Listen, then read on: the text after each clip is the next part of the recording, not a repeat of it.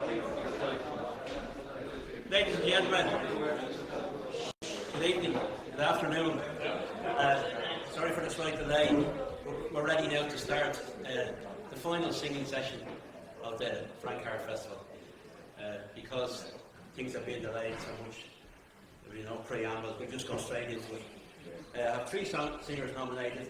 The first singer is Corinne Mayle, second singer Tom Dimmock, and then Rosie Davis, who is one of our own and one of our guests here this weekend as well. So, Corinne Mayle, please. Thank you.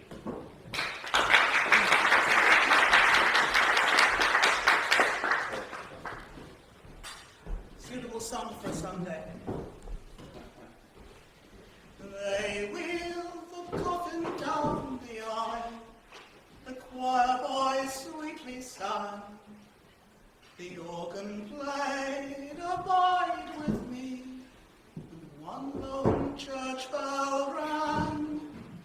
He'd always been a quiet man, never given to a spree, so we stood alone to bury Dad, me poor old mammy. Then all his other wives came in, weeping down the aisle. We had to send for extra chairs, they queued for half a mile. They came from near, they came from far, they filled up every pew. He must have been a Mormon, and my mother never knew till all his other wives came back to share the co-party. And they brought a lot of kids with them that looked a lot like me. He was a travelling salesman, said he worked in ladies' tights. I always thought that was his job, not what he did at nights. And though he'd been a quiet man, though I never would have guessed why, when he had some time at home he needed so much rest, till all his other wives came in, weeping down the aisle. We had to send for extra chairs, they queued for half a mile. They came from near, they came from far, they took up every pew. He must have been a Mormon, and my mother never knew till all his other wives came back to share the co-op party. And they brought a lot of kids with them that looked a lot like me. The priest was old and feeble, and he made a bad job worse when he tried to marry mother to the man who drove the hearse. And one wife rang to ask us, was we going to cremate, and could we keep him on a low light, 'cause she thought she might be late. Then all his other wives came in, weeping down the aisle. We had to send for extra chairs, they queued for half a mile. They came from near, they came from far, they took up every pew. He must have been a Mormon, and my mother never knew then. All his other wives came back to share the co-party. And they brought a lot of kids with them that looked a lot like me. One wife were only my age, she'd a warm look in her eye. She says, "You're so much like your dad, it makes me want to cry. I only live in Peel Street, come and see me by and by. For of something that your father liked, he wanted you to try." Then all his other wives came in, weeping down the aisle. We had to send for extra chairs. They queued for half a mile. They came from near, they came from far. They took up every pew. He must have been a Mormon, and me mother never knew till all its other wives came back to share the co-op and tea. And they brought a lot of kids with them that looked a lot like me. Keith Marston.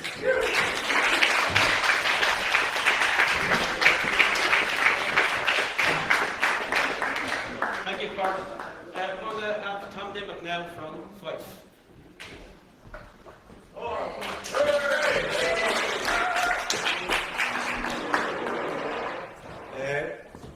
One of the good side effects of the pandemic is that my ventriloquy act is actually very good now. So, Bono and the Edge go into a bar. What did he say? The barman said, what did he say? The barman said, no, you two again. I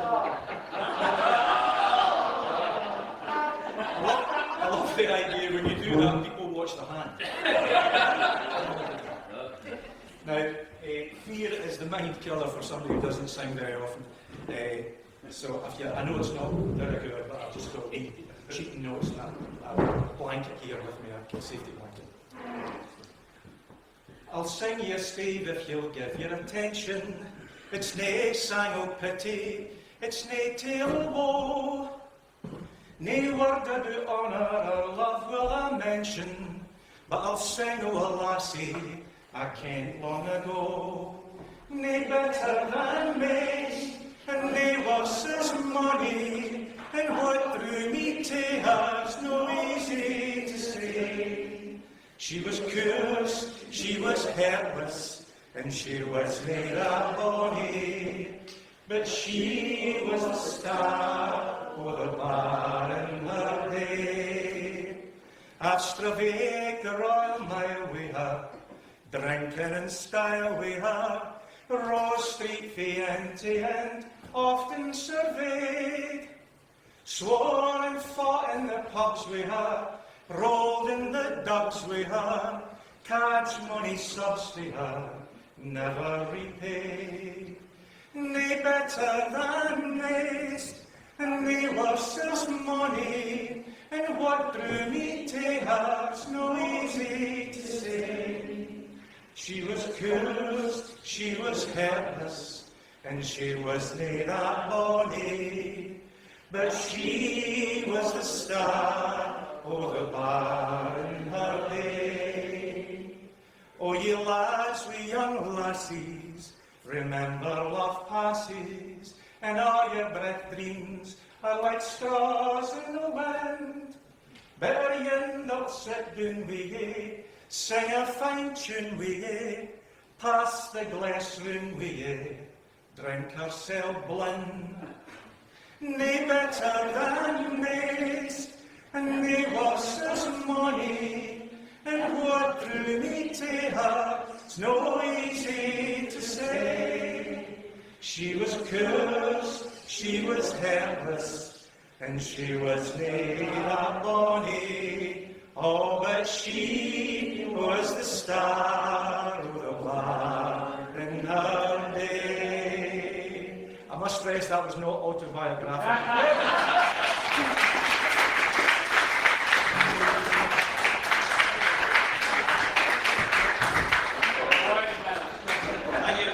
Thank you very much, Tom. Now we're going to have Rosie Davis.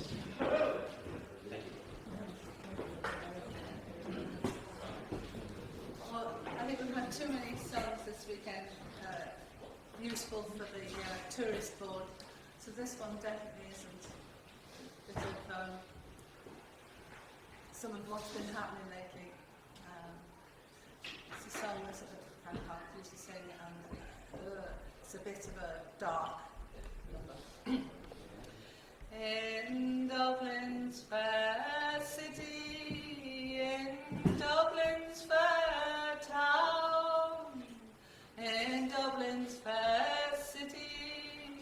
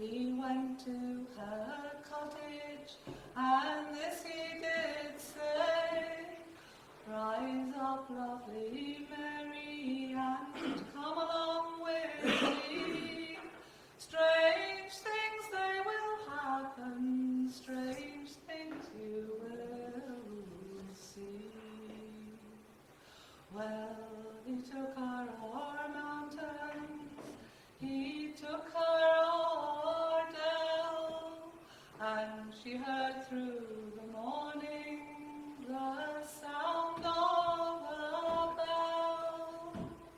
All over the ocean, all over the sea, young women of Dublin take warning by me.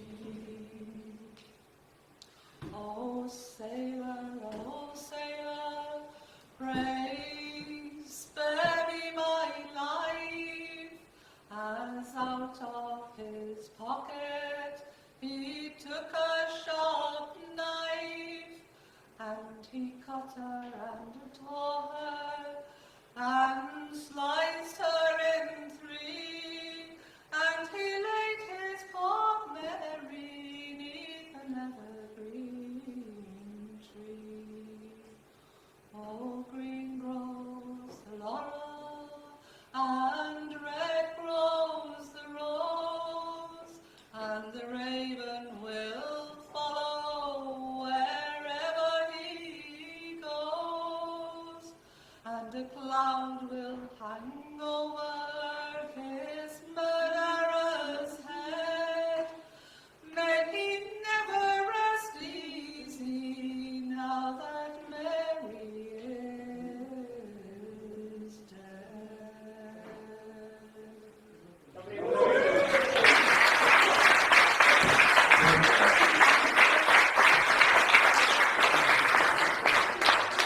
Thanks, Rosie. That was wonderful, and I'd like to welcome you all here again today. It's great to see these, I was going to say old faces, but it's great to see relatively old faces. So I'm going to call on three singers. The first one will be Neil Parsons, and then we'll call on Michael Steen and Annie Hughes. Niamh, run up to us, Niamh. Niamh needs no introduction.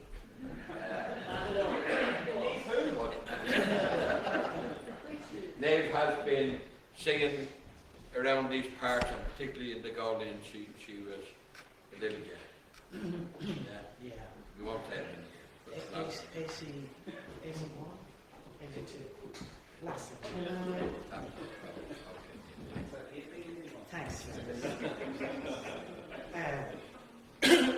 Like everybody else, I haven't been singing, and like everybody else, I can't remember any words of any songs. But I'll try this one. It might so long. At least I'm in the Golding, so that if I forget it, I've got Jerry and everybody else. It was early on a bright harvest morning. I strayed by the banks of Ceylon to gaze at the beauties of nature, as grace every woodland and lawn. Oh, the prospect was surely enchanting, as gay lassies in juvenile plume promenaded by the banks of that river that flows by the town of Macroom. I, being airy and fond of recreation, to the river I ventured to roam, till weary of rambling and roving, I sat myself down by a grove. I sat there some time meditating, till the sun her bright rays had withdrawn, when a damsel of queenly appearance came down by the banks of Ceylon. I arose with great joy and amazement, and accosted this damsel so fair. For to me she appeared like Venus, adorned with jewels so rare. Were I ruler of France or of Prussia, it's with me you'd soon wear the crown, and I join you in wedlock, my darling. You're the beauty of sweet Massey Town. Well, we talked and we walked on together, inhaling the bright, pleasant air, till at length in a voice most alarmed, she said, see, my father goes there. His presence to me was appalling, with his dark and green looks and his frown that pierced through my heart like an arrow on my way back from sweet Massey Town. And now I'm retired from my roving, with a heart full of sorrow and grief. There is no one on earth can console me, or give me one moment's relief. I would roam through the African desert until death summons me from my tomb, for the sake of my darling fair Helen, that I met near the town of Macrew.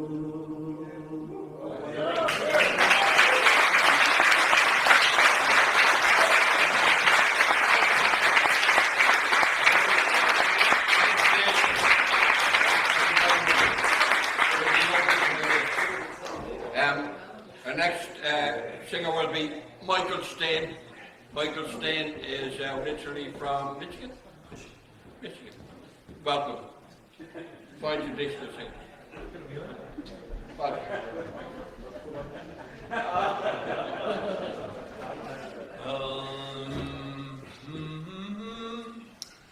Well, here I am amongst you, and I'm here because I'm here. And I'm only 12 months older than I was this time last year. With me to Raya, with me to Raya, Raya. Riding on with me to Raya, with me to Raya, Raya. Well, never throw a brick at a drowning man when you're near to a grocery store. Just throw him a cake of sunlight soap, let him wash himself ashore. Raya, with me to Raya, with me to Raya, Raya. Riding on with me to Raya, with me to Raya, Raya. Well, it's early to bed and early to rise, this I don't think true. For how in the hell can a man go to bed when he has none to go to? And the more a man has, the more a man wants, same I don't think true. For I never met a man with one black eye who wished that he had two. Raya, with me to Raya, with me to Raya, Raya. Riding up with me to Raya, with me to Raya, Raya. Well, 1 and 2 was a race horse, and 2, 1 was 1, 2. 1, 2, 1, a race, 1 I am 2, 1, 1, 1, 2, Raya. With me to Raya, with me to Raya, Raya. Riding up with me to Raya, with me to Raya, Raya. Well, we once had a doctor, and his name was Dr. Black. He fell into the well, and he sprang his neck. Though he hemmed and he hawed, though he pecked and he pawed, he died there all alone. That's why doctors heal the sick and leave the well alone. Raya, with me to Raya, with me to Raya, Raya. Riding up with me to Raya, with me to Raya, Raya. Well, the world is growing smaller, yes, we're running out of space. So we're cutting down the trees for to tidy up the place. And we'll all go on our holidays where there isn't any room. Soon instead of going to the sun, we'll be going to the moon. Raya, with me to Raya, with me to Raya, Raya. Riding up with me to Raya, with me to Raya, Raya. So now to conclude and finish, and how to end the song. I hope it did inspire and I didn't keep you long. There is cheese on the table, there's bread on the shelf. And if you want any more, you can sing yourself. Joe Holmes and Lenny Gray.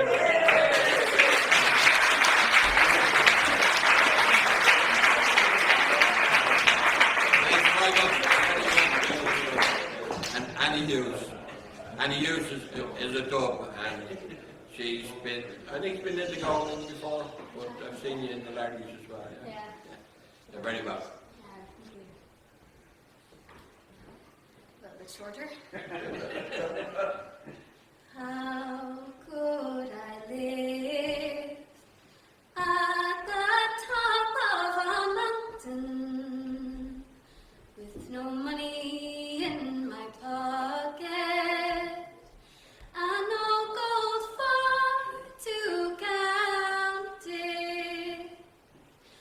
But I would let the money go, all for to please her fancy, and I would marry no one but my bonny blue-eyed lassie. She's my bonny blue-eyed lassie, with an air so sweet and tender, her walk like the swan that floats, and her waist so small and slender. Her golden hair in ringlets fair hung o'er her snow-white shoulder, and I'd ask her for to marry me, and there's no one could be bolder.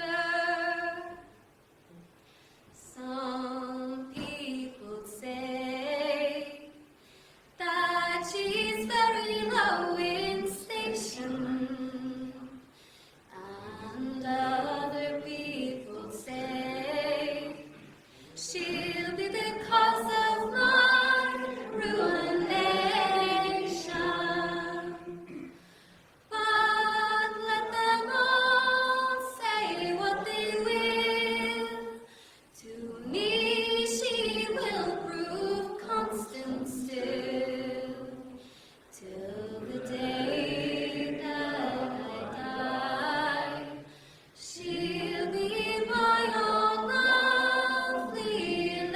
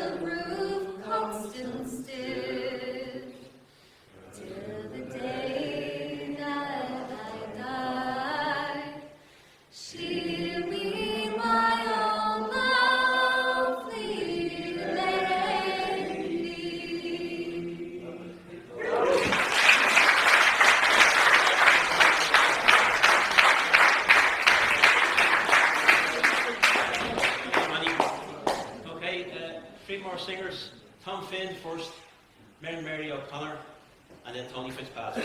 Tom, thank you.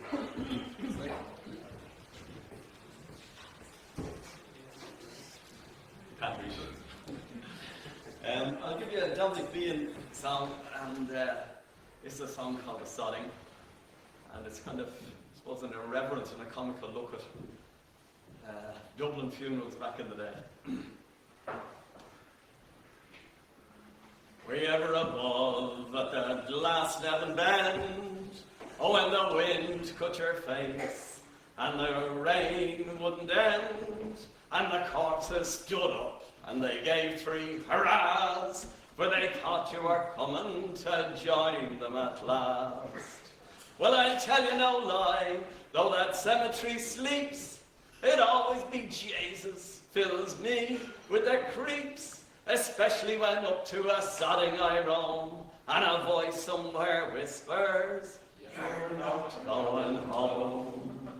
Then some clergyman kicks up a bloody loud din, when he gets them all singing some mournful old hymn, and the silence is shook when he throws a few clods of turf on the top of the boxed-in poor sod.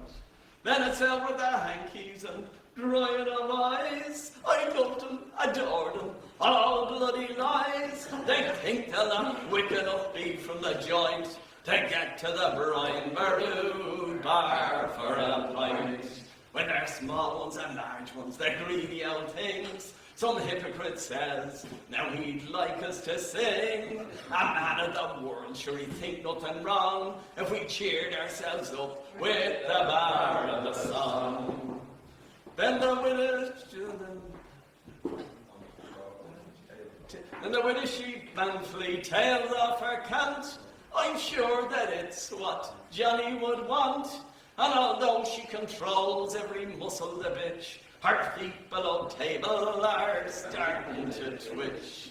Well, talk about mourners beginning to sing. Before long they're prancing and dancing the fling. There's a rush to the counter with £5 and pounds, and Johnny, as usual's out of the round. Then some drunk around the widow, he places an arm, a-trying to console her, and meaning no harm, when some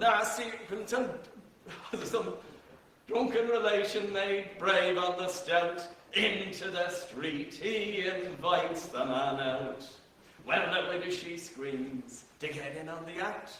Ah, for God's sake, for Johnny's sake, hold them 2 back. If the poor man could see the disgrace to his name, the poor man, be Jesus, sure he'd die of the shame. If you're thinking of dying, now take my advice. If you're thinking of dying in Dublin, think twice. Hang on till this crowd gets their call to appear, unless you want them to make you the joke of the year.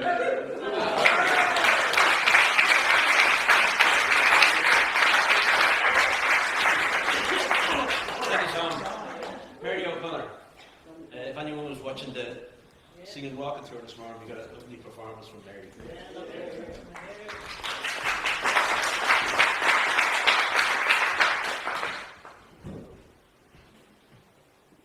When I've done my work of day, and I row my boat away down the waters of Loch Tay, as the evening light is fading, I gaze upon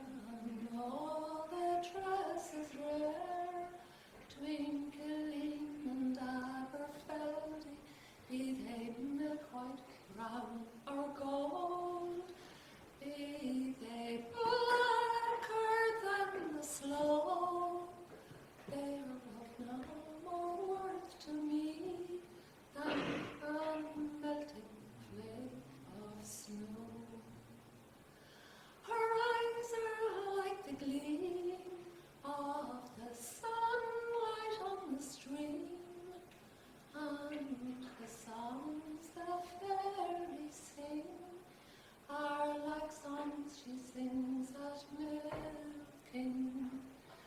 But my heart is full of woe, for last night she bid me go, and the tears begin to flow as I sing, I read, I roll.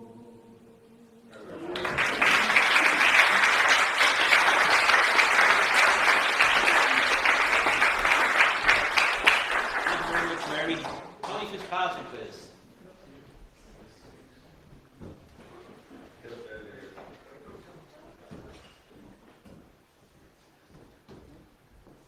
I feel like jumping up ahead of it. I don't know.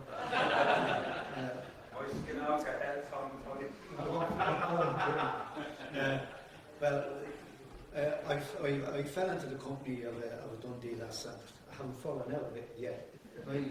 So I'm not saying so it's not associated with Dundee because I'm aware we have a Dundee contingent today. So I won't be stuck for back in the woods.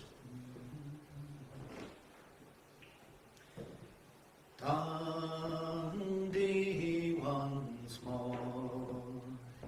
It's the place that I adore. When you're in Lockheed, you're longing to be back in Dundee once more.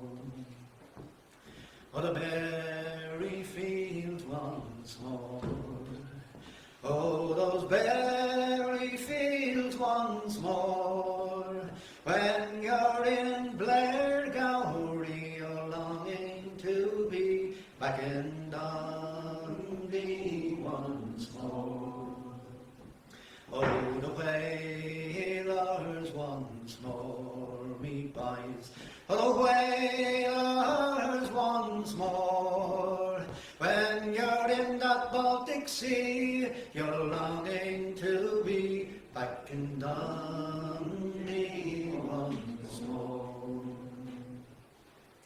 There's a noble bunch of sailors gone sailing from Dundee, well manned by Scottish sailors to sail them o'er the sea. On a western ocean passage there nothing can compare, for nothing there compare me boys from the big bill from Dundee. Oh, the wind gets in the quarters and the engine's running free. There's nay another whaler that's sailing fair Dundee can beat the old Helena, so you needn't ride them on, for we'll challenge all both large and small from Dundee to St. John. There's the new built Terra Nova, a model there's no doubt, and the Arctic and the Aurora you've heard so much about, and yet my model mailboat is a terror o'er the sea. Couldn't beat the old Helena boy on a passage fair Dundee, for the wind it's in the quarters and the engine running free. There's nay another whaler goes sailing fair Dundee can beat the old Helena, though you needn't ride her on, for we'll challenge all both large and small from Dundee to St. John. Now Peter carries canvas and he really raises steam, and Captain Guy in the Erin boat goes ploughing through the stream, and Mullins declares the Eskimo could beat the bloomin' lot, but to beat the old Helena by he'll find it rather hot, for the wind is in the quarter, engines running free. There's nay another sailor goes sailing fair Dundee can beat the old Helena, so you needn't ride her on, for we'll challenge all both large and small from Dundee to St. John. And now that we are landed where the room is rather cheap, We bring fine health to the captain that ploughed us through the deep, and the health to our own sweethearts, to our wives so dear. Not another ship could make the trip, but the Blaina I declare. For the wind that's in the quarter, the engine working free, as nay another whaler goes sailing fair Dundee, can beat the old Balena, so you needn't try her on, for we'll challenge all but large and small, feed Dundee to St. John. Oh, we'll challenge all but large and small, feed Dundee to St. John.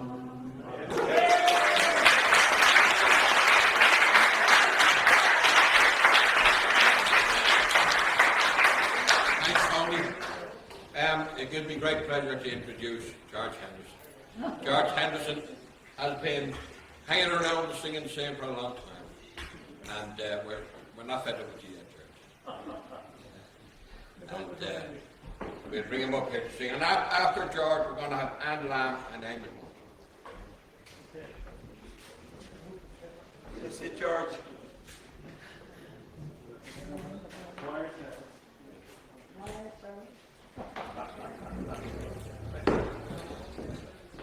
Oh, we're setting a man trap for George. He'll go flying up into the rafters next time. The man trap was set. I'm going to go. Oh, no, Joyce. Do you have no stage yet? It's great to see a crowd of people sing choruses on way. And I haven't sung a chorus song. But I well over 18 months where I had somebody responding, so I'm going to try and sing a chorus song. And I got this song from Mike Donoghue. It's a Stan Rogers song. And Mike had a bit of a problem when he learned a couple of Monday greens in it, but I sing it the way he sang it. I never changed the words. So this is the way Mike Donoghue sang it.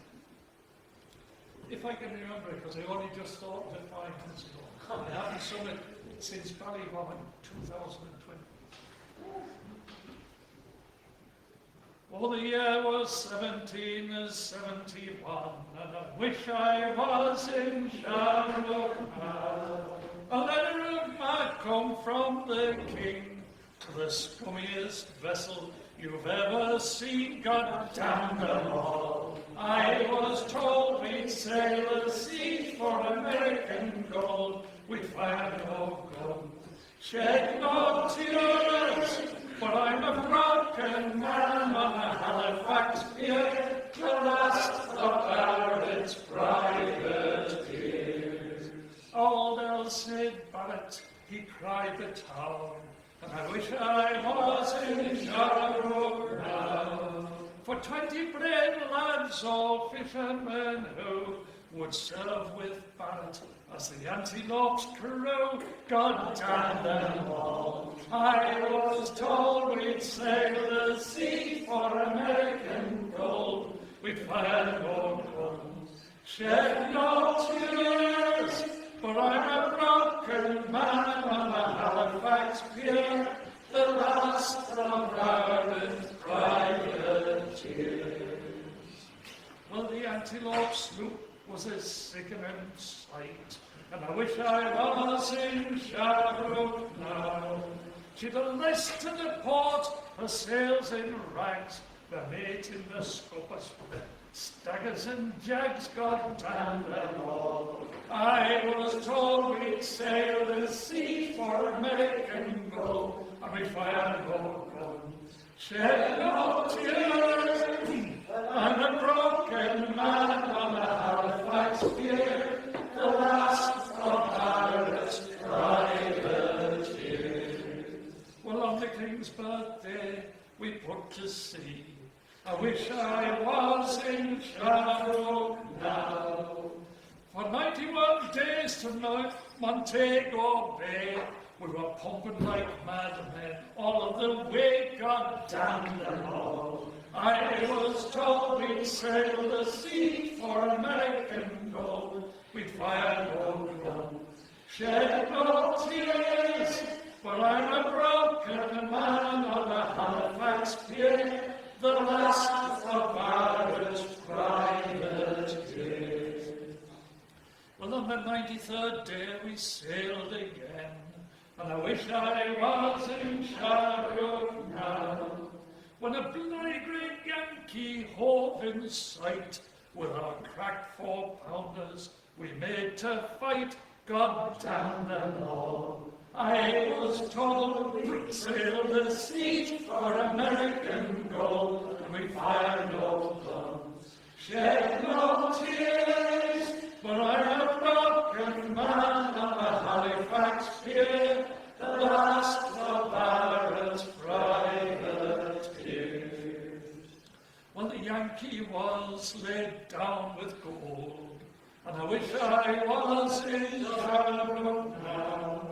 She was broad, she was fat, she was loose in the stays, but to catch her took the antelope 3 long days. God damn them all. I was told we'd sail the seas for American gold. We fired no guns, shed no tears, but I'm a broken man from the Halifax pier, the last of Barrett's privateers.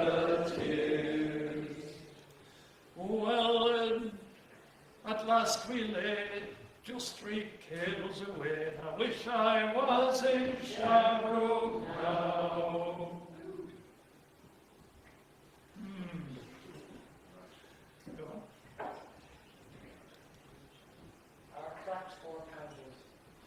At last we lay just 3 cables away, and I wish I was in Sharrock now.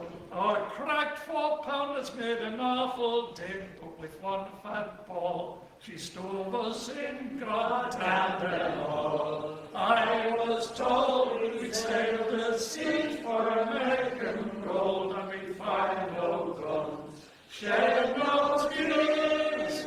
I'm a broken man on the Halifax pier, the last of Barrett's privateers.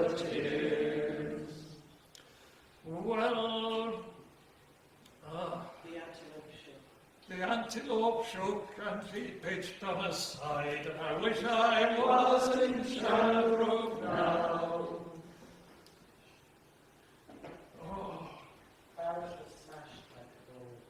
Old Barrett was, and the antelope shook and she pitched on a side, and I wish I was in Sharrock now.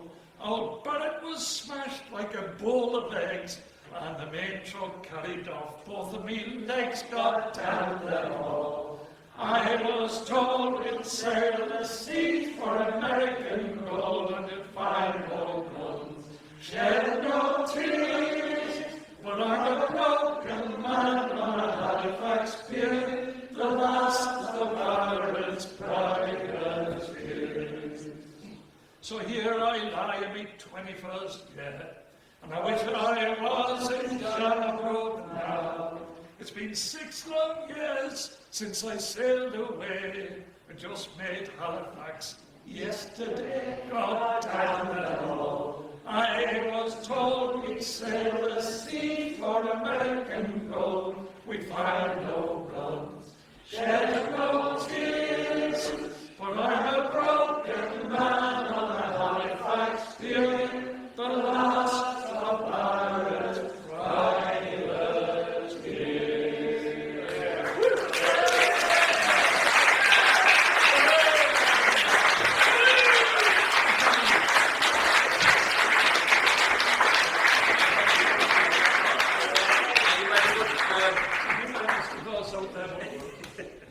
We let you off.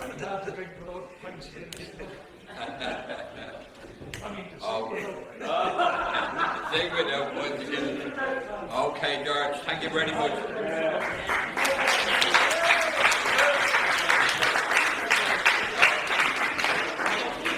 Our next singer is from Scotland, Anne Lamb.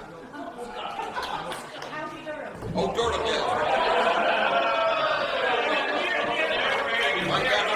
I'm not a way about Durham town.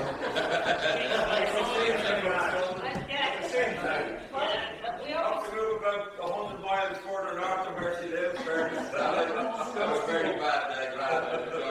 Brains back there. Right.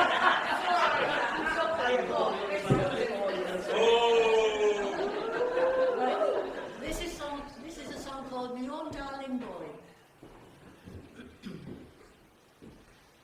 I wish I had never seen no man at all, for love's been a grief and has proved my downfall.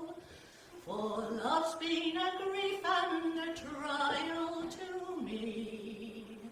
I lost my love fighting for sweet liberty, and I wish I had never seen his curly hair, nor ever had been in his company there, with his red rosy cheeks and his rolling dark eye. I lost my love fighting for sweet liberty. Some people came to me and this they did say, your love he's enlisted, he's gone far away. But if he returns, I will greet him with joy, and I'll kiss the fond lips of me own darling boy. And if I had the wings of an eagle, I'd fly to the arms of me own darling boy, and on his fond bosom there I'd build my nest, and I'd lay all night long on his lily white breast. Some say I'm with child, but that I'll deny. Some say I'm with child, but I'll prove it a lie. I'll tarry a while to let them well know that he loves me too much to abandon me so. And I wish I had never seen no man at all, for love's been a grief and has proved my downfall. Yes, love's been a grief and a trial to me. I lost my love fighting for sweet liberty.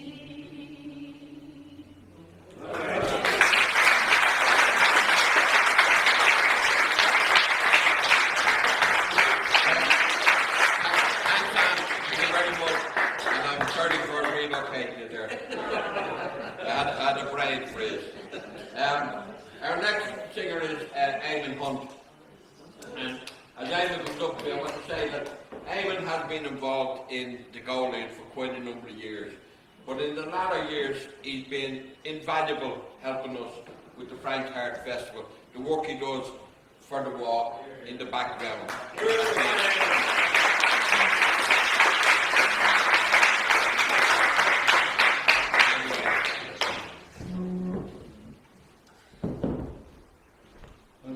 Standing up first. I used to think I'd have taller or sitting down. Are you Joyce? Great to see you. I'm Joyce. Just a kind of a follow-on from this morning. The walking tour in case Parnell had enough songs. This is one from a songbook of Bill Meeks. Well, I sing it with a different tune, but anyway. Come on, you gallant Irishman, and listen to me song, while I a story do relate of England's cruel wrong. Before this wrong, all other wrongs in Ireland do grow pale. Of Erin's Isle into cold Kilmainham jail. It was the tyrant Gladstone, and he said unto himself, I never will be easy till Parnell is on the shelf. So make a warrant out and haste and take it by the mail, and we'll clap the bride of Erin's Isle in Coldgilmagan jail. So Buckshot took the warrant and he buttoned up his coat and took the train to Holyhead to catch the Kingstone boat. The weather, it was rather rough and he was feeling queer when Malin and the Polish came to meet him on the pier. But soundly slept the Patriot, for he was killed with work, haranguing of the multitudes in Limerick and in Cork, till Malin and the Polish came and rang the front door bell, disturbing of his slumbers in old Morrison's hotel. Then up then spoke old Morrison, get up yourself and run. Oh proud shall shine the name, in history's page the name of Morrison. To see the pride of Erin jailed I never could endure. Slip on your boots, I let you out upon the kitchen door. But proudly flashed the Patriot's eyes as he boldly answered no, till nearly said that Parnell turned his back to face the foe. Parnell a boo for liberty, sure it's all the same, says he, for Malin has locked the kitchen door and taken away the key. They took him and they bound him, those minions of the law. 'Twas Pat the Boots was there that night and told me all he saw. But ne'er a step our patriot brave would leave the place until they granted him a 10% reduction on his bill. Had I been there, with odds me back of 200 men to 1, it makes me blood run cold to think of the deeds I would have done. It isn't here I be telling you this melancholy tale, how they clapped the pride of Erin's Isle in Coldgilmagan jail.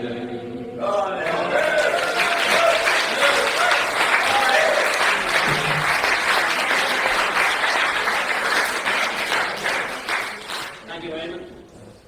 Going to upset the balance there altogether by calling flower singers. And the first one, the microphone might be in danger for the first one because I can't follow O'Driscoll. And after Confollow, we have Mayhaw Quinn, then Maura Nicronian, and Donnie Nolan. Thank you.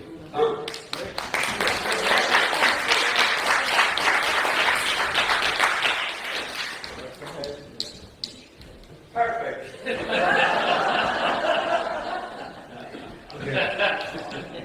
I have many years' experience of going into rooms with low light fittings, and so I'm well known for my diving temper.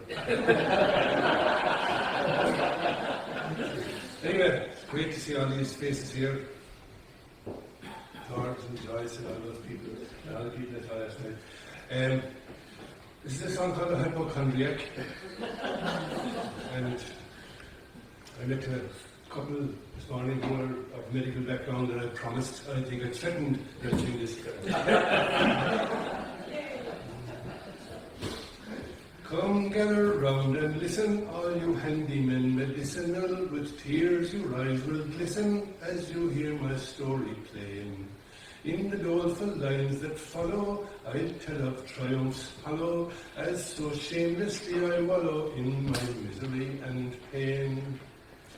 You'll hear of gorgeous Nancy, whom I claimed as my fiancée, in a dirty sneak from Swansea, our careless rapture spoiled, and of her ruthless tactics, as in lofty tones didactic, my precautions prophylactic, she condemned as paranoid.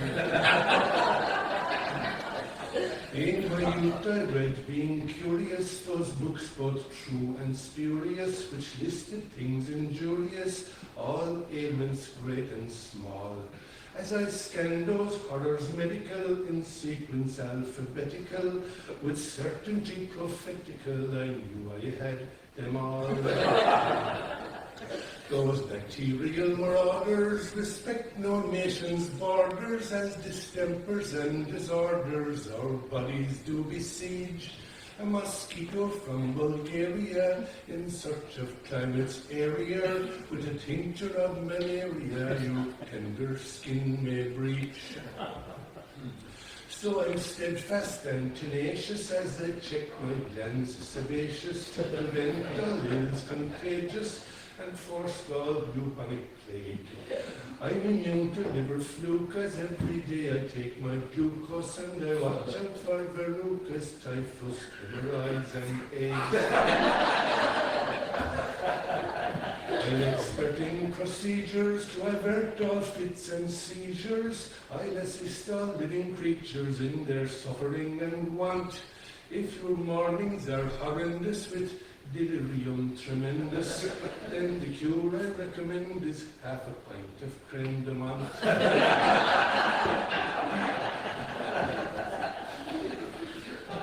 Those medical conditions which those medical conditions I detect with such precision, my own medical practitioner considers with disdain. He says I'm not taken in at all by this arthritis genital, for there's no substance in it, all your notions are inane. Outfluenza and old monia, eventually amphonia, of dysentery Estonian I wasn't taught in school, and I truly wouldn't bet on us being massacred by tetanus. Such theories are quite cretinous, deserving ridicule. I still recall those days on which we started our liaison, when with wonder I did gaze on her beauty so serene. An attack of beriberi which I picked up in North Kerry. I was treating with a very powerful antihistamine. Her grace and her nobility struck me in my fragility. With lustful possibilities my mind was led astray. Overcome with mating fever, I swore I'd never leave her. In an act of cardiac thievery, she stole my heart away. My erotic thoughts demented, my proposal I presented, and she readily consented that my widow she would be. And though this may seem heretical, I told her it was critical she undergo a medical before she married me. At her honeymoon in Phoenix, I explored her features scenic, a style so unhygienic that my heart it did convulse. Then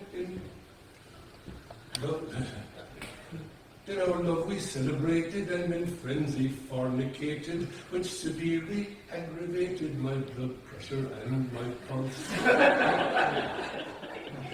So, with blissful conjugality, we lived with great normality. My many noble qualities fair Nancy did admire. But when she started whinging at my gargling and syringing, and I knew that we were inching towards a situation dire. One night she spoke with venom of my poultices and liniments. She mocked my pills and enemas, my sprays and nasal drops. My bowel movements, so volcanic, she deplored in terms sardonic. She denounced my diet organic and my private chemist's shop. When our fragile domesticity this Welshman came to visit, he put paid to such felicity as might have still remained. I'll ne'er forgive that wretch, for he seduced her with his lechery, and took her off by treachery to Paris by the Seine. Laid low with fever glandular, I knew I couldn't handle her. In this dispute triangular, the contest was unjust, And when she stooped to that trick of swearing by St. Patrick that my case was psychiatric, then I quickly bit the dust. Now she thinks she'd have life easy, strolling down the Champs-Élysées, lover boy so sleazy, free of trouble and disease. But when faced with gout or rabies, she'll get no relief from daddies. Then there'll be no buts or maybes, for she'll need my expertise. I pray that Swansea devil is struck down with mange and syphilis and learns to act less frivolous with other people's wives. And my tears I wouldn't stifle if I heard that nasty guy fell off the lofty tower called Eiffel, causing him to lose his life. So pay heed to this my sermon as I journey towards life's terminus. To fight those microbes, verminous takes all your wit and flair. If those vultures get to nest in your kidneys or intestine, then you know for sure you're destined for the undertaker's care. So stay on the straight and narrow and watch out for Cupid's arrow, for 'twill wound you to the marrow and your health it will impair. If you meet with Aphrodite, with her figure neat and tidy, in her short, seductive nightie, take my counsel and beware.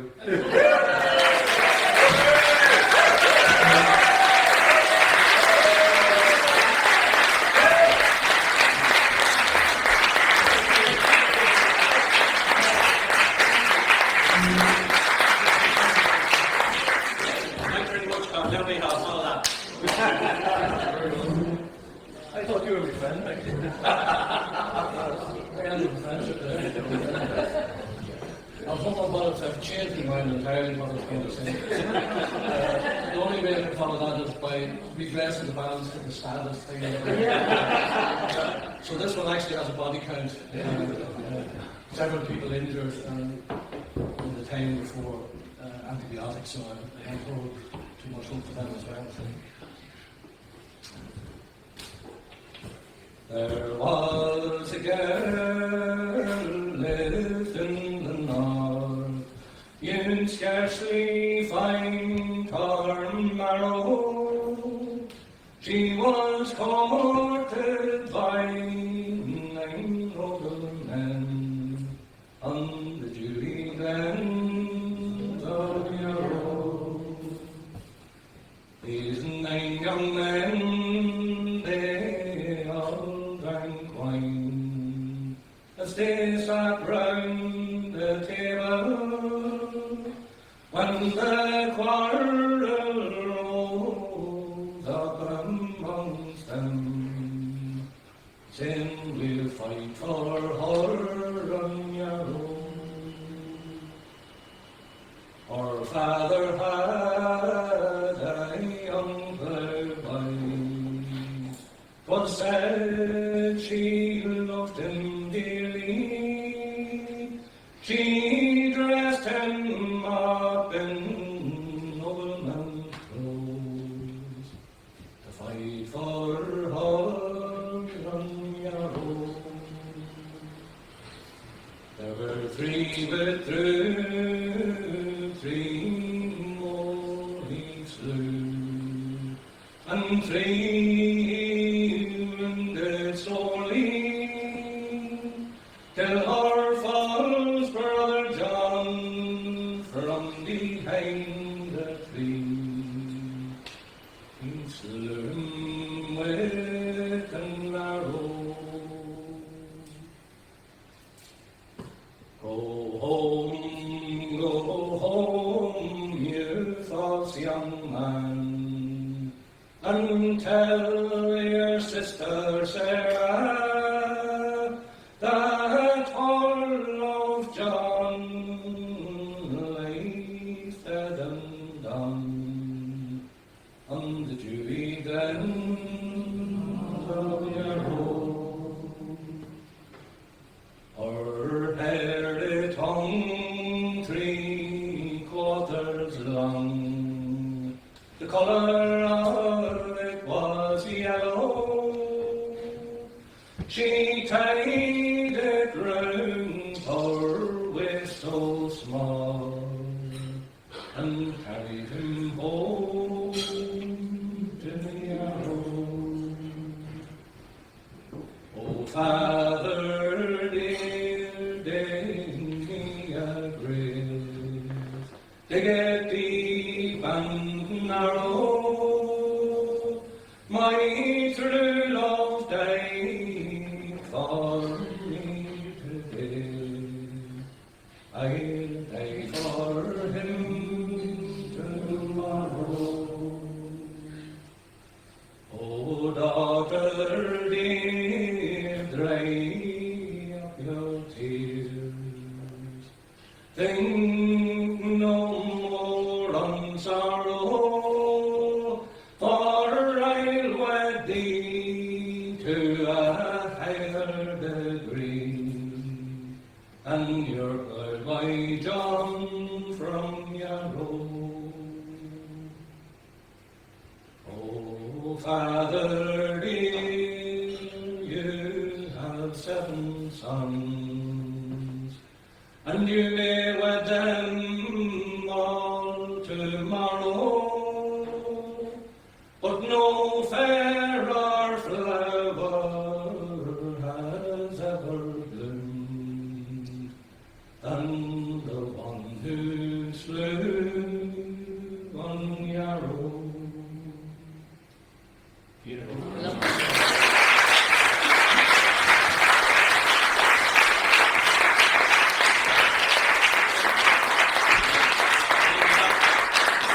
Thank you very much. Maura Nicoli.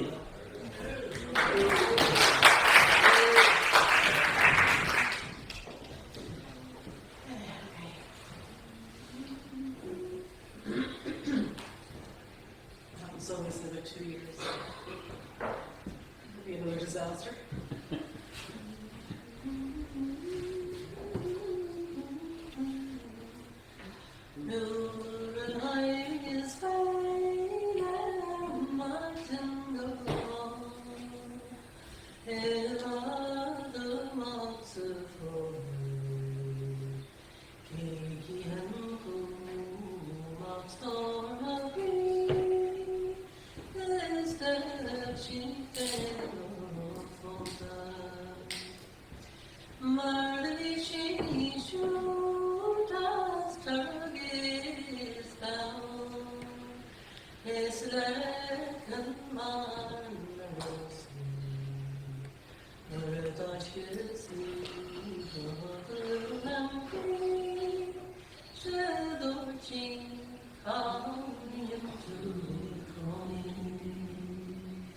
As I rode down to view the plains, one summer's morning early, who should I spy but a pretty fair maid, and she dressed so splendidly. Her cherry cheeks and ruby lips, her eyes were dazzled with lazy. I took this pen by the hand. She said, young man, go with me. Maris rode Ornation upon their care. Maris must go for sale. His heart green, the rose of fame, and at that time no more come. Margaret fair in the clay, the young king grows dark, the winking rain and the storm of green, there rules no pagan honor. For I am a cloud by the sea for so, and that is well known to my neighbors. 'Tis many's the field that I did plough, and that without much labour. For I plants of poultry and mow, and gather it into your garden. I would sweep the floor and I dance with you on the banks of California.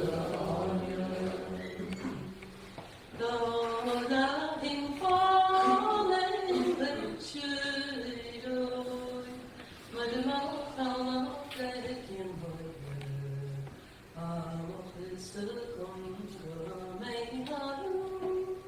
come up to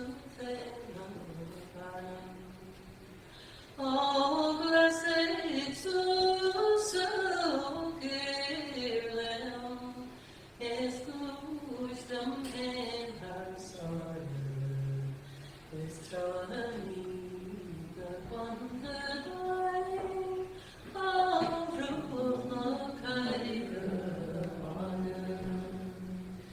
I would spread my mantle for you, young man, if 'twas only the breath of a farthing.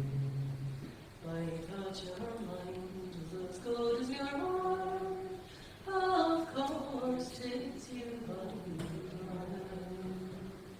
and awake, arise, my laboring boy, and come with me in the morning, and we will plough the briny ways from the banks of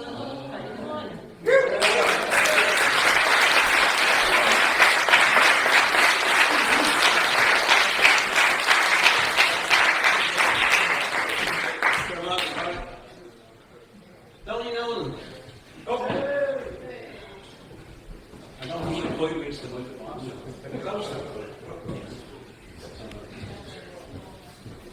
Thanks very much.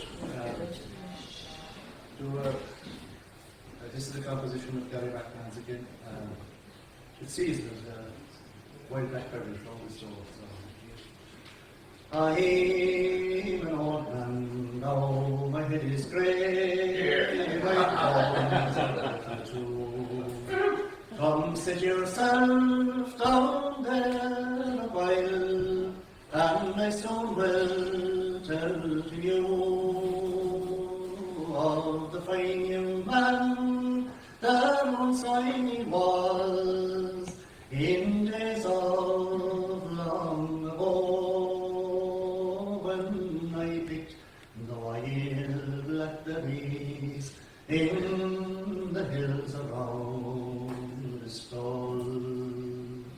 Sure, I was young and happy then, with hair as black as snow.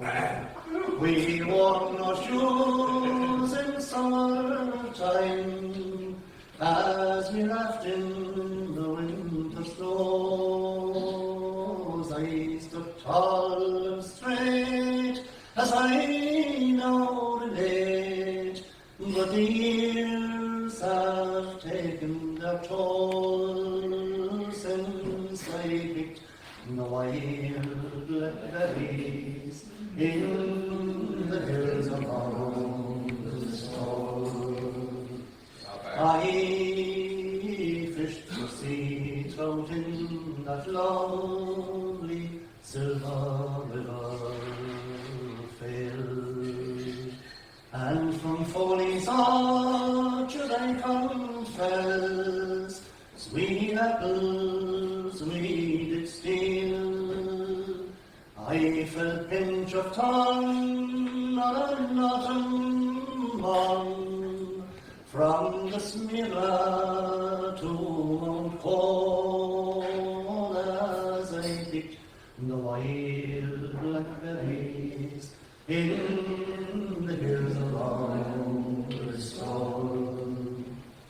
In the sports field we played football, as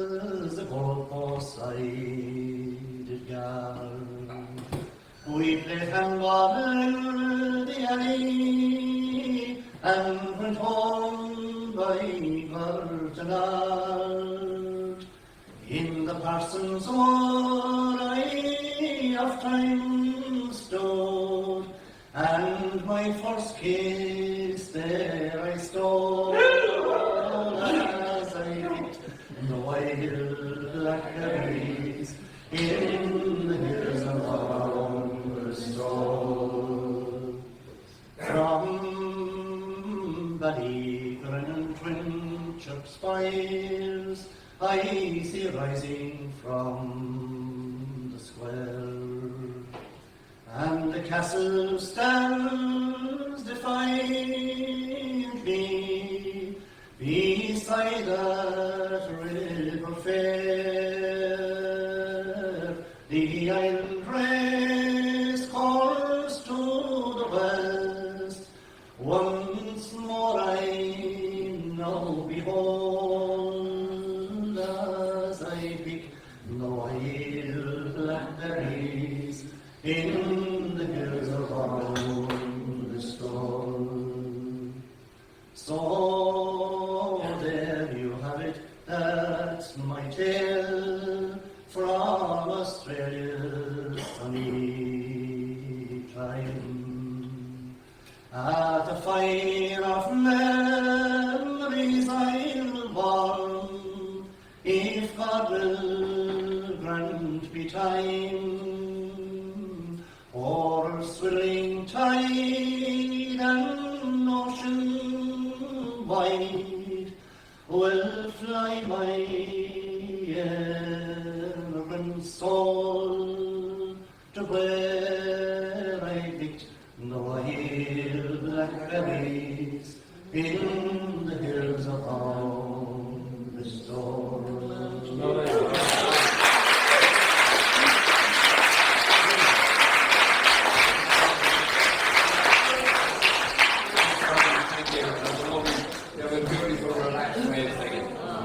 Now, we're going to go and we're going to have a break very soon, but before I do, there's two people I want to mention.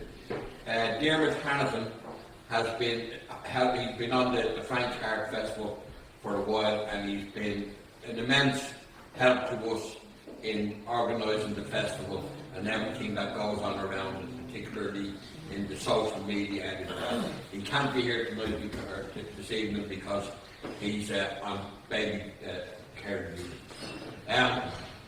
But I wanted to mention, and of course, someone else who does Trojan work for Dublin and for Frank Harte Festival is Mick Healy, and I'm going to ask him to sing a song. We're going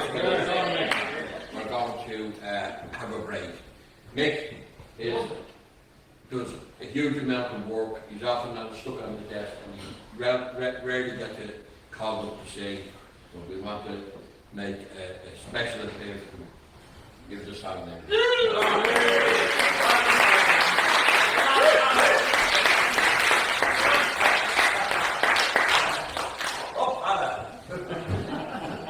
Thank you.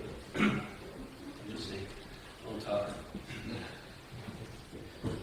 Well, not since the time of the great King Otto, on the sweet Wicklow mountains, while midging from stone, well, there isn't on record a more glorious spree that was held on last Michaelmas up in Glencree.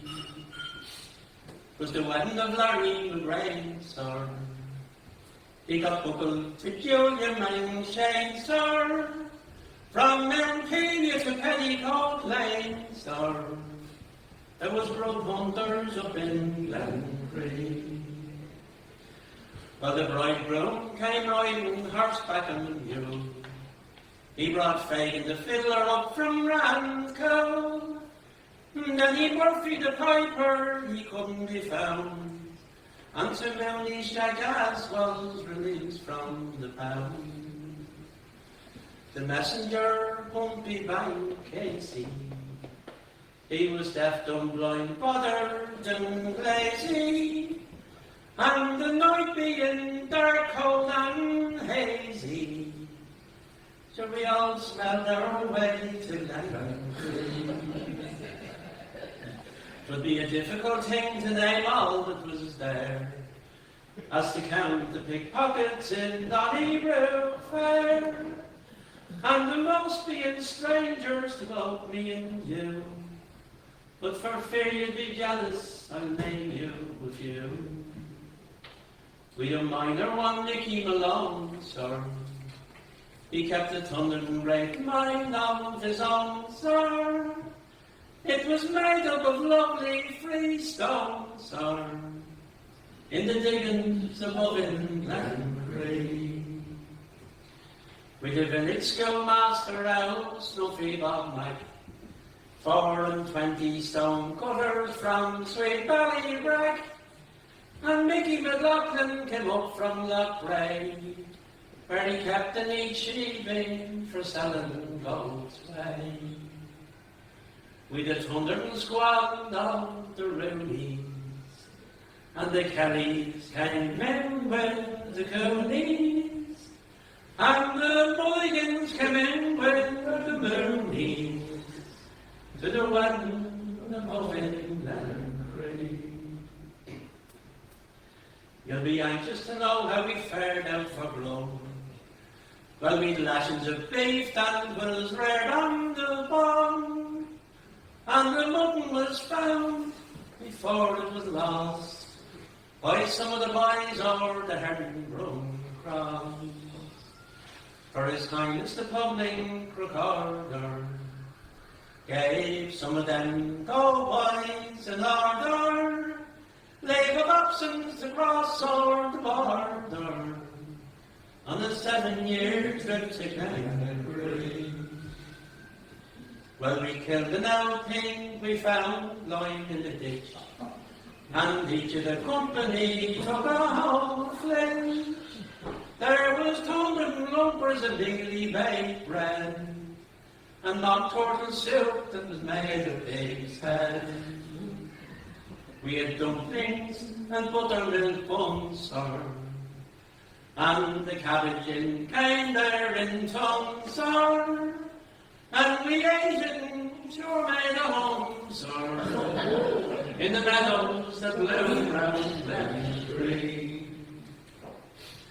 But as soon as the boys had demolished the grub, as a matter of course the name's thing was the grub, and the scouting was mixed in Peg Dollahoo's charm, and each in rotation was served out in turn. The first toast was the bridegroom and bride, sir, and then the speedy downfall of the tide, sir, and the flower of sweet Erin's pride, sir, and the more feast that bloom in Glencree. Brother chanced to come in when the dancing began, but rowdy Tim Ryan, the tax collector's man, and the boys saw him coming, the whisper went round. It was him put to Mooney's jackass in the pound. As he was going through a 3-handed reel, sir, he got a Sylvester clout from Sam Shield, sir, and did nothing claim head over heels, sir, and it soon stopped his waltz in Glencree. William murder, he cried, just have killed me stone dead. So we laid him outside on a narrow feather bed, and myself and Kate Kenny, a friend of the bride, danced jigs there for nice the young buck till he died. But the dancing it lasted all day, sir, and when we were going away, sir, sure we swore we'd come back twice as gay, sir, for the Christmas above in Glencree.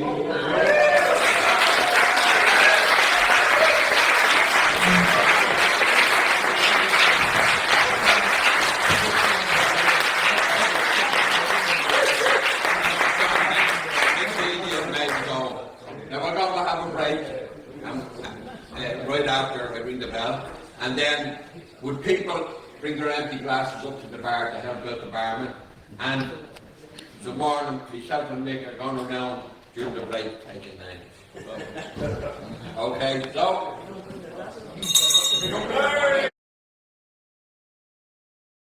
That second half, I'm going to get beyond back and ask for the seat for song.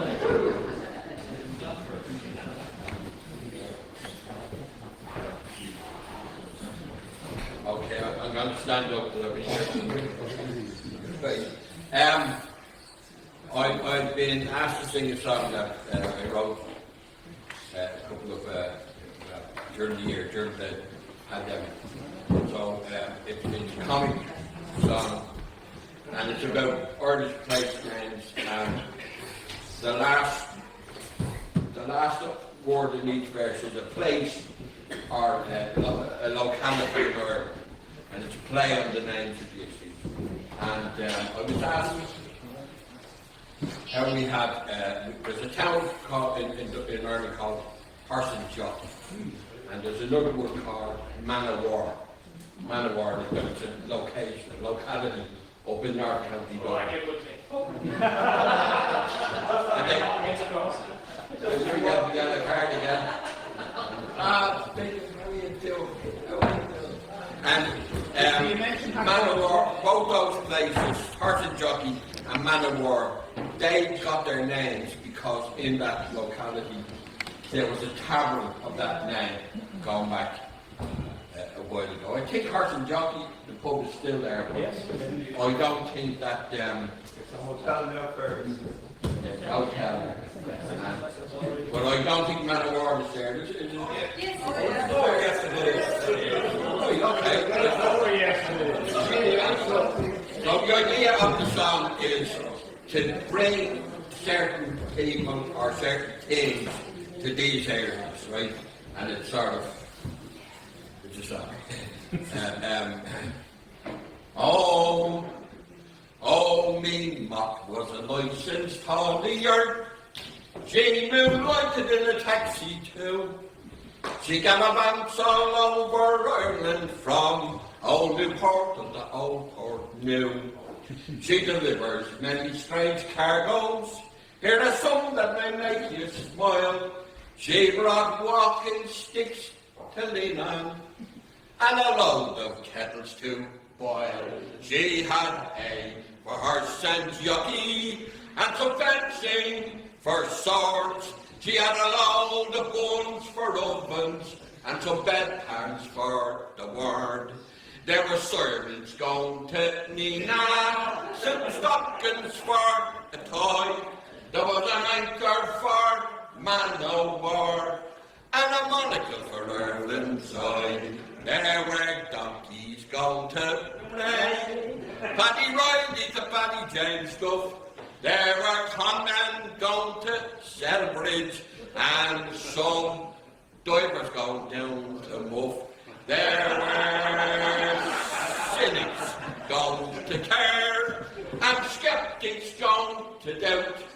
There were laxatives for colon, but she never had nothing for them.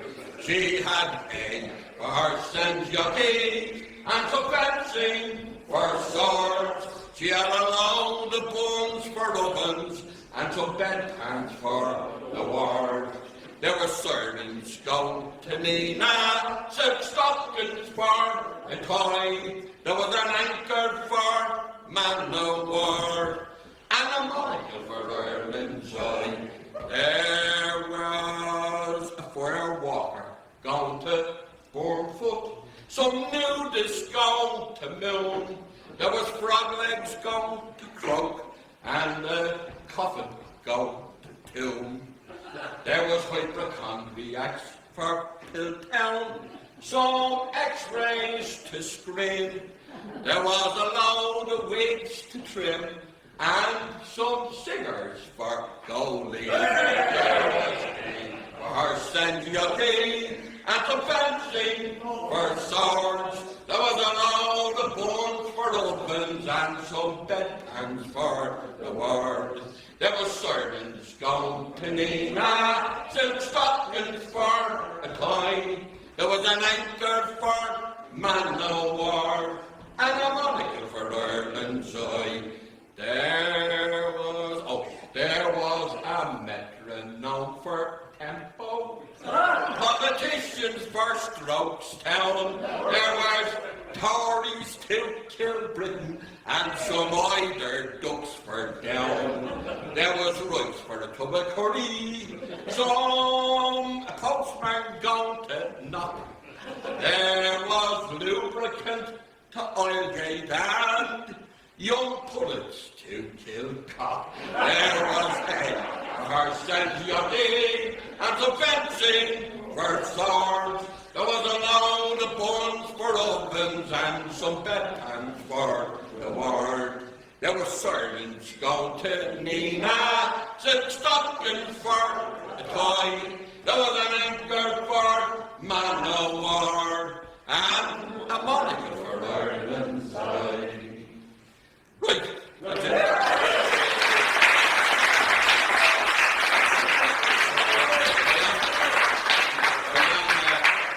Working on another verse, and there'll be concubines going to concubines going to Shercock.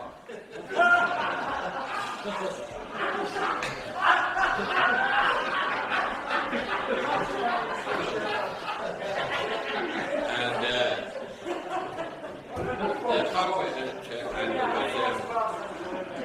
nymphomaniacs to Knockmore.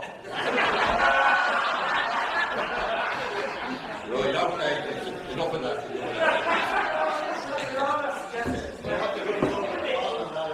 Right, I'm going to call on three singers. The first will be Alison O'Donnell, who did a fantastic job on the recording. And that will be followed by Angela O'Farrakhan, and then of course Chantal de Barn. So come in here, Alison. I'll do that. Right, I'm going to sing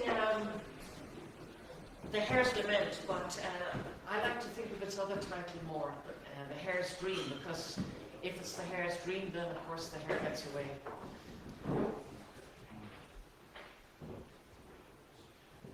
On the 1st of November, on a fine autumn day, to the high craggy hills I chanced for to stray.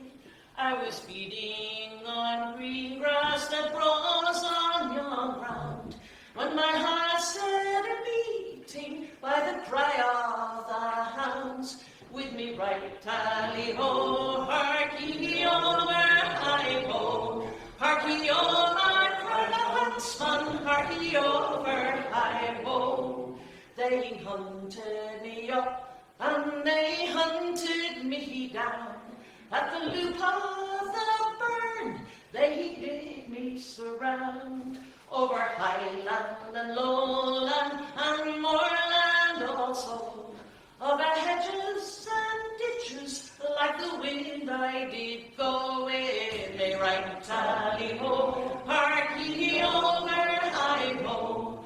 Hark-ye over, cried the huntsman, hark-ye over, hi-ho. Then up steps the huntsman, for to end all my strife, saying, let the hare go, give her play for her life. It would be much the better to kill Renard the fox, who ate all your chickens, fat hens and gamecocks. We be right tally-ho, hark-ye over, hi-ho. Hark-ye over, cried the huntsman, hark-ye over, hi-ho. And now I must die, and I know not the crime. To the value of sixpence, I ne'er harmed mankind. I ne'er was brought up for to rob and to steal, except for the cropping some tops of green kale. We may right tally-ho, hark-ye over, hi-ho. Hark-ye over, cried the huntsman, hark-ye over, hi-ho. We may right tally-ho, hark-ye over, hi-ho. Hark-ye over, cried the huntsman,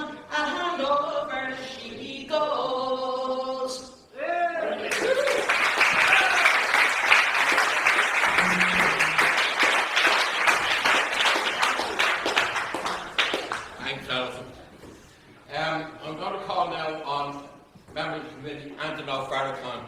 Anthony did a fabulous job on the preparation of that old poem that he presented on the walk. Just he has beautiful Irish and understanding of the Irish language, and the language is poetic and musical, but Anthony really gets the essence of that. And also for the wonderful job he did here as Farah Kay at the concert.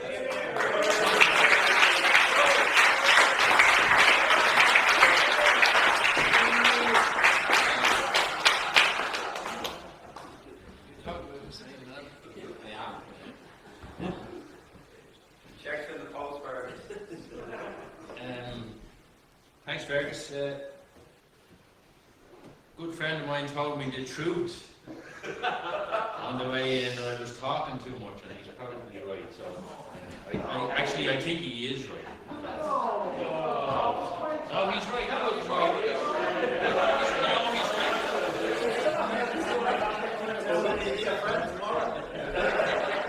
no, he's a friend for a long number of years, and he still will be. But no, that's why I asked him, what did you think? And I better not mention his name. Or look over at him. Okay, I'll try. If you think of anything. Oh, alone to the banks of the dark rolling Danube, fair Adelaide did roam when the battle was o'er, where then she cried, have you wandered, my true love? Or where do you wither or bleed on the shore? She travelled a while, the tears her eyes flooding, through the dead and the dying. She walked near and far, till she found by the river all bleeding and dying, by the light of the moon, our poor wounded son. From his bosom that heaved, the last torrent was streaming, and pale was his visage, deep marked with a scar, and dim was the eye, once expressively beaming, that had melted in love or had kindled in war. Thou charmer of life, no, that's wrong, is it? Thou had kindled in war. How sad was poor Adelaide's heart at the sight, and how bitterly she wept o'er the victim of war. Have you come? Then he cried this last sorrowful night, for to cheer the loved heart of your poor wounded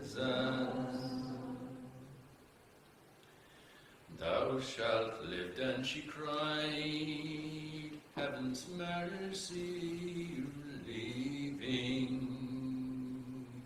Each anguishing wound shall forbid me to mourn.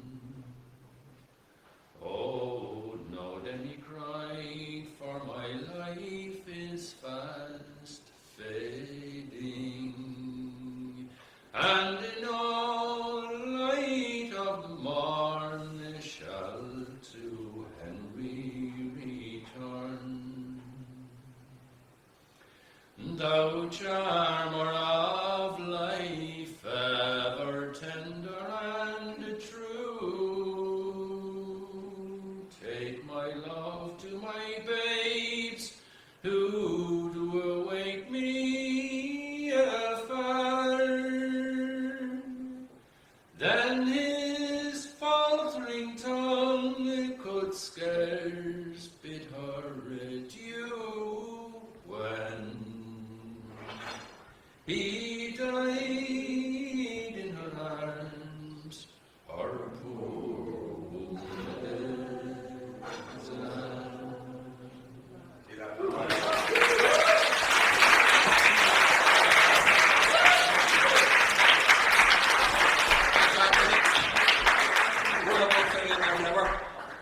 lamb. We're going to call now on Chantal de Barry. Oh! Hello, Chantal.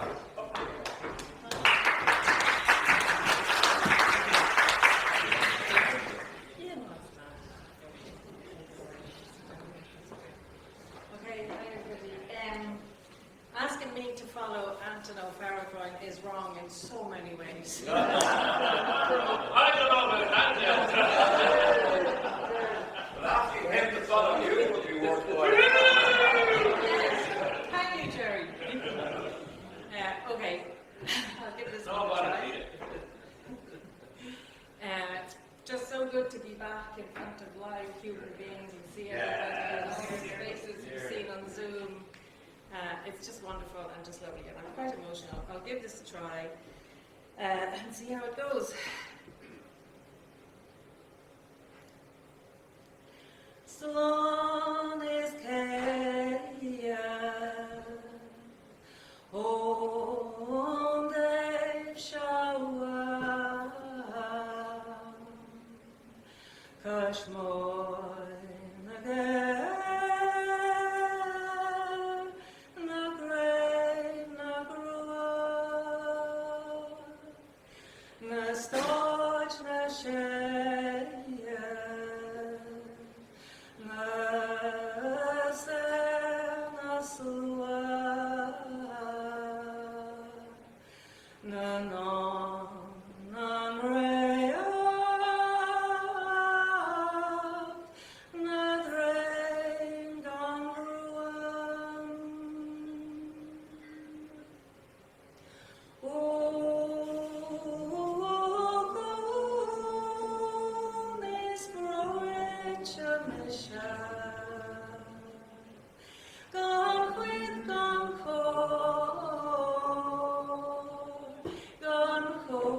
with gone Chishta, gone soft, gone short, gone sport, gone spiana. Oh, show of me, gone vanish. Slán go heya, the serevua, no heis, no chler, no swar, dam charet chler, gone claim, gone fluan, gone toil, gone claim, gone grace,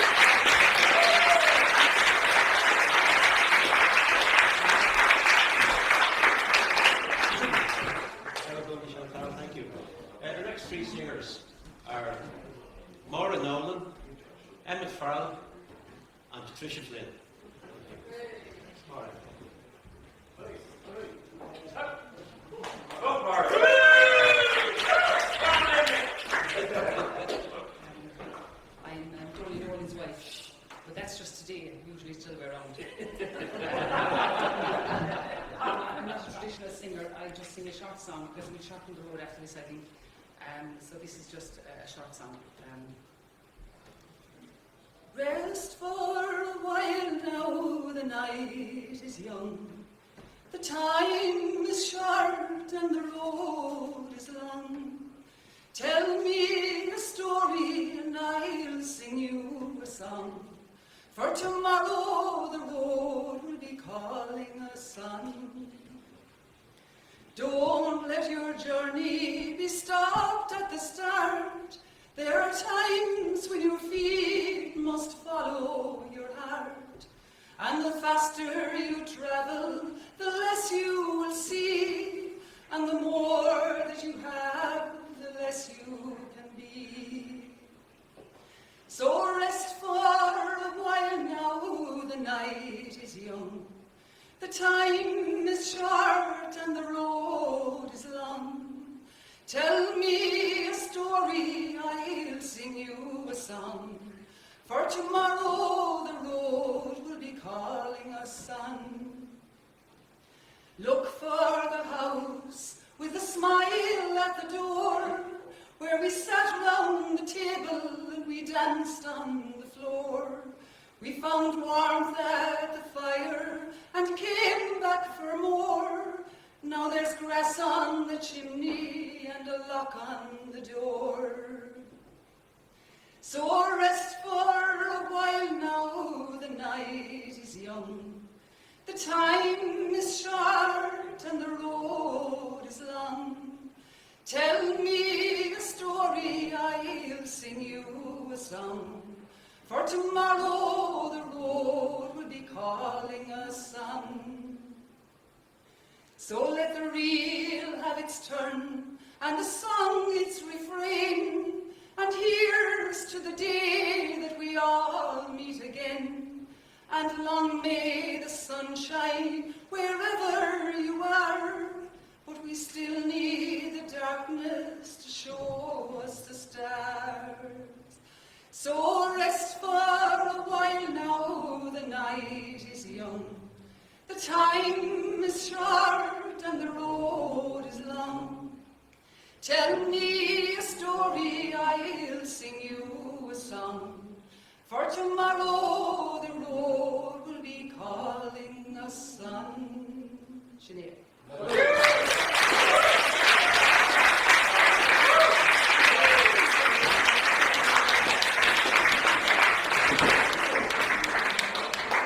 Thank you very much, Farrell. Emmett Farrell, please.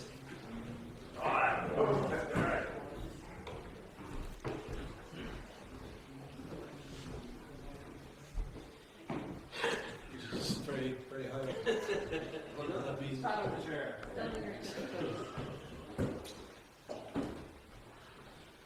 Our Irish-American president has ended ceases a war in Afghanistan. The drone kills will continue in Yemen and Somalia, and all these countries will have lots of people killed. So no more wars.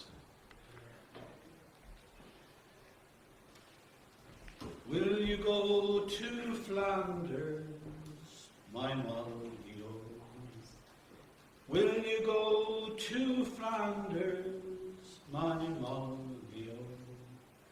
There we'll get wine and brandy, sack and sugar candy. Will you go to Flanders, my Maldio? Will you go to Flanders, my Maldio? Will you go to Flanders, my Maldio? You'll hear the pipers skirl, then war's almighty pearl. Will you go to Flanders, my Maldio? Will you go to Flanders, my Monday, oh. To see the bonny soldiers there, my Monday, oh. They'll gie the pipes a blow with their kilts and plaids so broad, and the fairest of them all, my Monday, oh. Will you go to Flanders, my Monday, oh, to see the great commanders, my Monday, oh. You'll hear the captains calling, see the sergeants bawling, and all the soldiers falling, my Monday, oh. Will you go to Flanders, my Monday, oh, to join the bold Highlanders, my Monday, oh? Hear the bullets as they fly, see the soldiers how they die, and all the ladies cry, my Monday, oh.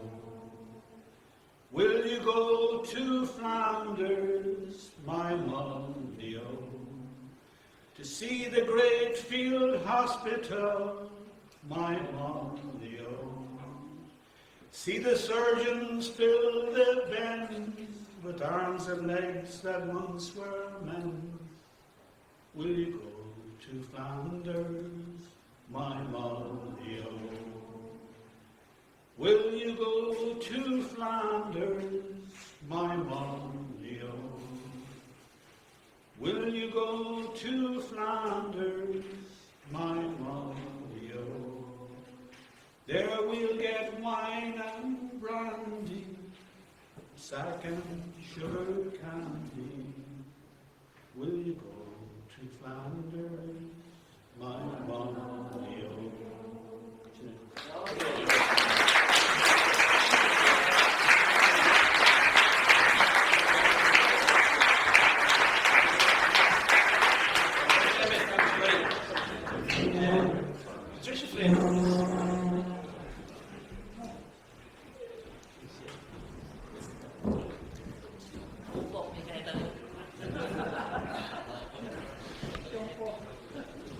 I'll just sing loud. Okay, I'll sing a song, Belfast song, William Hill Forger. Oh, yes. Did you get your phone ready? Oh, yeah. Farewell, lovely Erin, for now start again. Farewell, lovely Erin, for now I must leave you.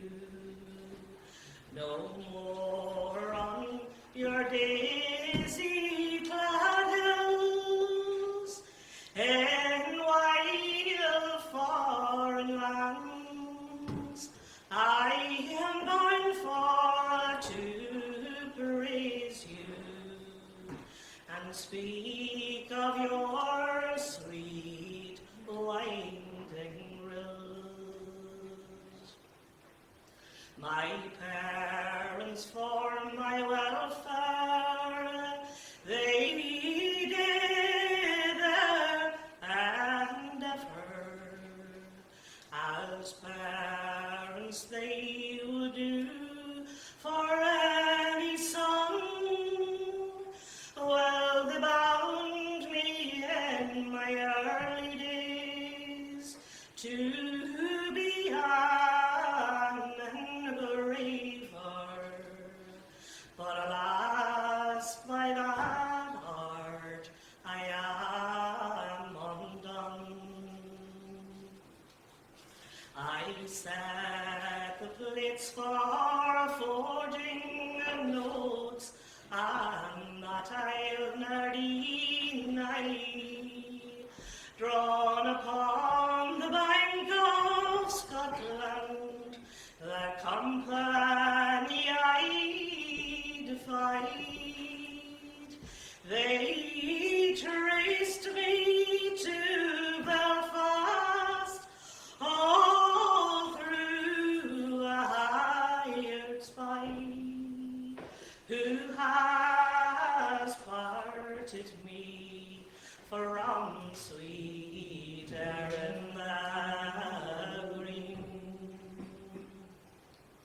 It was not far farther that I received my sentence,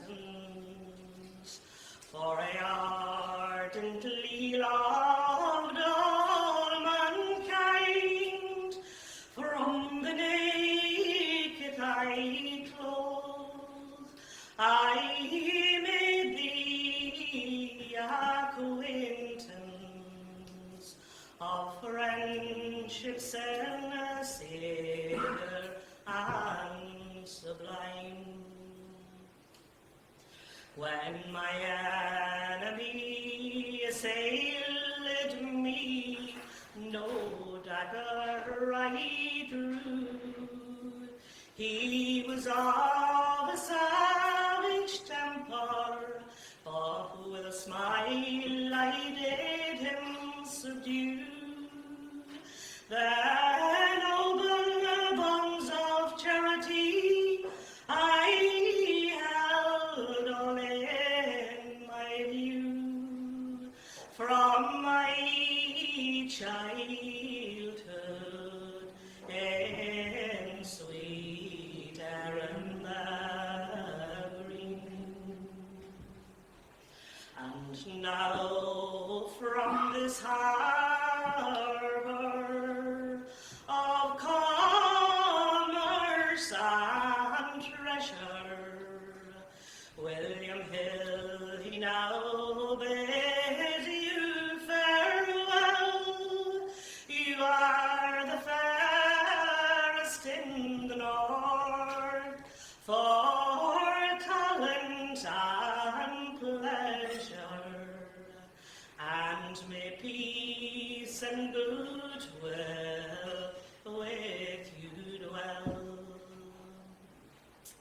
Although the cruel oceans between us now do roll, my heart will be as constant as that needle to the pole. A poor convict I'll remain, my sad spirits to console, when I am far from my sweet Erin green. Thank you.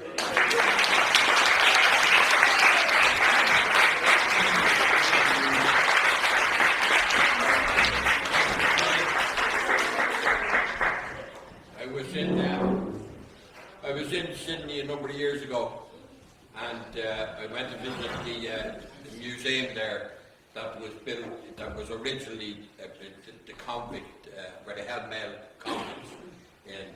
And by coincidence, I was there with Tony McHaley. But just talking about coincidence, I was in Sydney, and they happened to be in Sydney, and we met up, Tony McHaley and Brenda O'Leary, who are very involved in the club.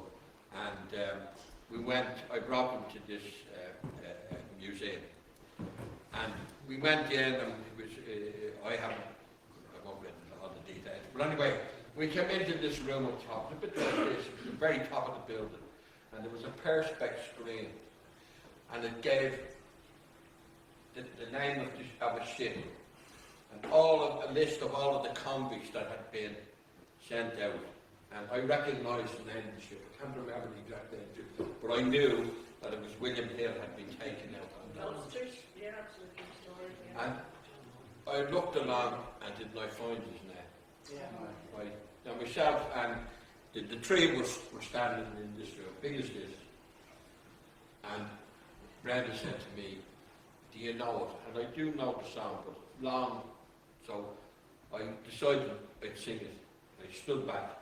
And I closed my eyes, and I sang the song, and I got through the song, and the next when I finished, there was this huge cheer.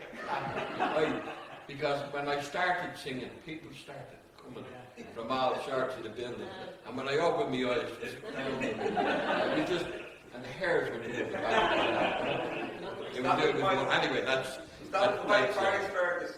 What? Hyde Park, was it? Yeah, Hyde Park Gardens, yeah. It was wonderful stuff, wonderful. And The reception, the Bonnie Light Horseman and too. And you did a lovely rendition. Thank you. Now, we're going to talk about three singers, or three performers. Now, I don't know if you know that dictionaries are in alphabetical order. How random is that? And the next performer, I always think, he got the dictionary and he put it through an industrial shredder. And with the resultant heap that came out, he recreated it into a sort of creation. And he can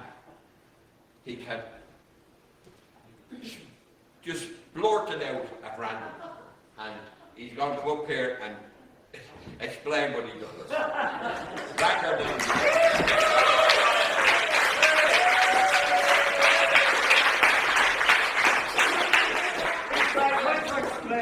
to explain. Actually, I feel I've just been rustled.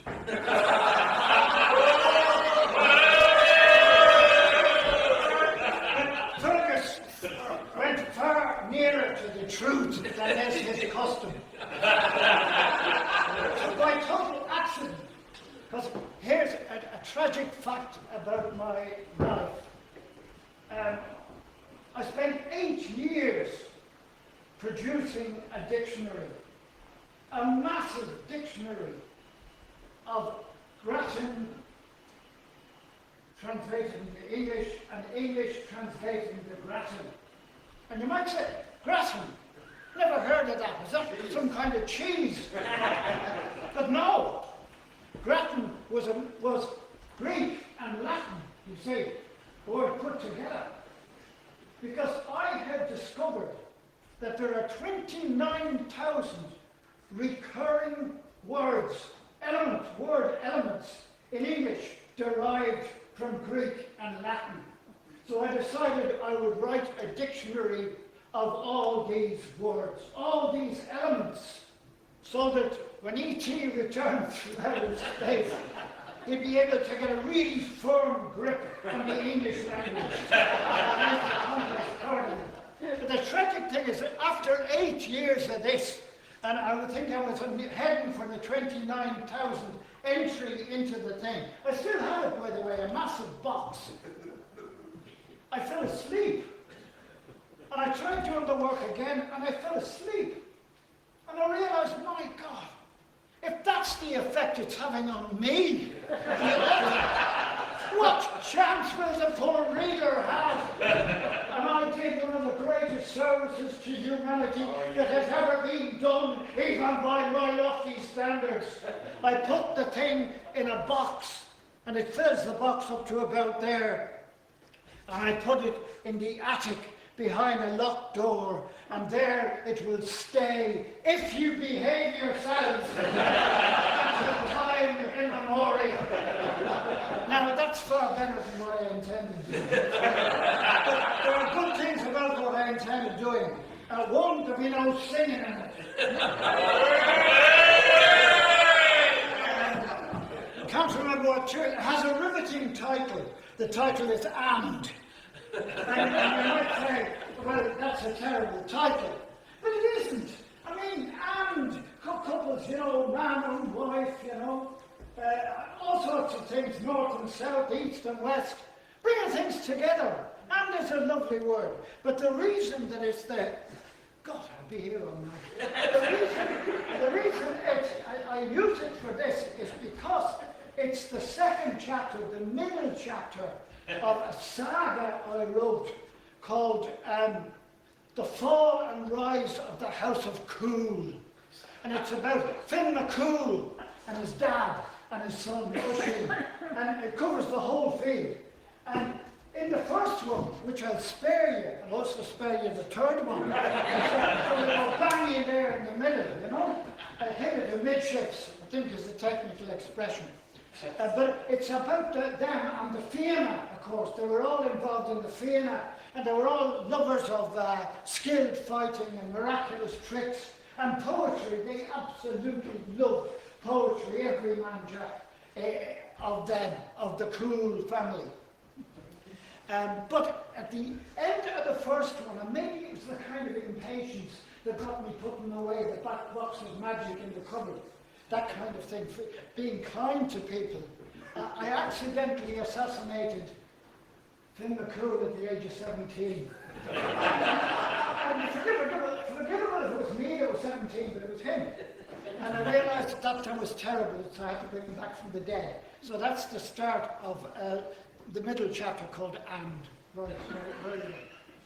Something occurred, something unexpected. Finn came round and resurrected. How did he do it? You tell me. Must have been that immortal poetry. With a mud moustache and a beard of clay, Finn arose around midday, joined the crowd in a great parade, and asked, "Is this a cattle raid? Are we off to abduct the bull of the north? Is that the reason we've all come forth?" "Come forth," said a maid. "Nor third nor second, I'll tell all," she said, and beckoned. "Do you know the time?" "I don't," said Finn, acting. "I don't," said Finn. "Time," she said, with a knowing grin. "It's Sarnia, Clarn, it's Halloween, and hence the din, the toots, the flutes." The toots, the flutes, the mandolin, the humdrum drums, and the pangolin. "Isn't that an anteater?" "Maybe so, Mr. Know-all. How would you know? 'Cause I know all since eating the salmon." "Now I know I need a kiss, and I'm not shamming." "No time, you must have two different bits. No time, I'm off to Tara Hall, though you might get a peck at the Royal Ball." "But how would we get an invitation?" "No problem there. I know my station." Looks how feminine she is. "No problem there. I know my station." "What do you mean, miss?" "My name's Lorna, and I am engaged to go McMorna." "Ah! One of the killers of my dad, known to be ignominiously bad." "Are you noble too?" "Well, getting there. If I give him, then give him an heir. But you're so ace, and he's so double bass." "Don't I know? But who are you?" "That'll be telling. But look at the view, the glittering wall and the grand tiara up on the roof of Royal Tara. Sure, that's the gaff I'm heading for." Wah! Behind them a fearful roar. In they jumped and shut the door. And Noble, mad at being gate crashed. Make sure that door is shut tight fast. "What's the problem?" queried Finn. "By coming in, you shaved your skin. That wah emerged from a shagging dragon who needs a daily dose of damsel. For madams will fail to meet his need. He needs a maid for a proper feed. And maids these days are scarce indeed. And Lorna, why are you hiding round that corner?" "Up spake the king, O mud-caked goon, who art thou?" "I am King MacFool," remarked the king. O'Connor was his name. "Sometimes you need a fool to win the game." So off went Finn to scribe the dragon. Lorna on his back, but slightly off the track. A cryptic stranger. Take this spear. Don't ask me why, it's in the script. But when you hear the dragon singing, press it to your brow. Ow! Not the sharp end. And showed him how. Then vanished. Not Finn, the other fellow. I wish, said Lorne, that this was more like Cinderella. The dragon melodiously belched, as humanely as could be managed. He was speared and squelched. Lorna and Finn were flying on ground and returned quite intertwined and hand in hand. He to the king, my proper name is Finn. Yon ghoul is one of them who did my daddy in. I'll take the feisty Lorna as my wife. I'll lead the fabled Fianna all my life. And as for Gull, send him to hell or Hull. I no longer kin MacFool, but kin Finn MacCool, with Lorna at the ball. Once a zero. I promised you no singing, but you. Once a zero, now a hero, loved by all. I should do more of that.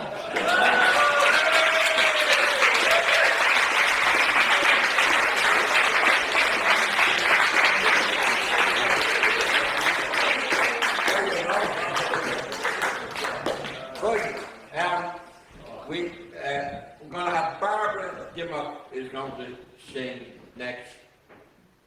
Barbara has been one of our guests and it's great. She's had a hiatus from the singing for a while and now she's back full with it. Great. And that'll be followed by Frank Harte. Go Barbara.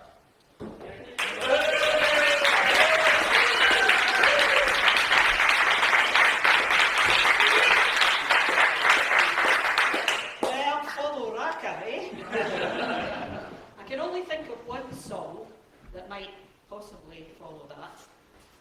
There used to be a TV programme back in the 60s on Scottish television called Francie and Josie. And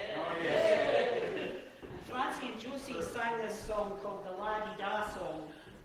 And they said it was about a man with a big nose. And I believed them because I was only about 10 at the time. So anyway, this is the La-Di-Da song. On the 17th of March in La-Di-Da-Di-Da, a son was born to Mrs. Daddy-Dum. He had 2 arms, 2 legs, eyes and ears and mouth, and the usual La-Di-Da-Di-Da-Di-Dum.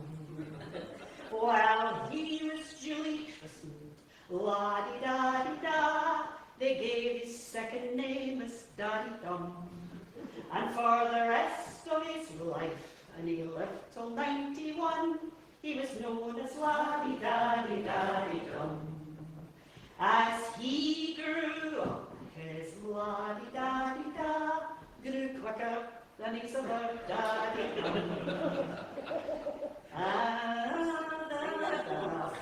Forgotten the words with his La-Di-Da-Di-Da-Di-Da-Di-Dum.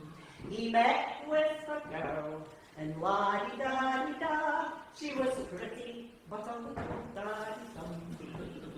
And the reason that he liked her best was that she didn't mind his La-Di-Da-Di-Da-Di-Dum. Her mother was completely La-Di-Da-Di-Da. Her father was a little Daddy-Dum. But they invited him for dinner of salmon mayonnaise and a bit of La-Di-Da-Di-Da-Di-Dum. Now all went well till La-Di-Da-Di-Da tried to take a bite of La-Di-Dum. He tipped over the plate and the salmon mayonnaise landed on his La-Di-Da-Di-Da-Di-Dum. Her mother was completely La-Di-Da-Di-Da. Her father sort of muttered Daddy-Dum. Her mother said, my dear, you'll have to find a boy with a small la-di-da-di-da-di-dum. But they got married and la-di-da-di-da, they honeymooned in lovely daddy-dum. But they found that they couldn't get in the double bed for his great big la-di-da-di-da-di-dum. So they decided, la-di-da-di-da, to use 2 double beds instead of 1. And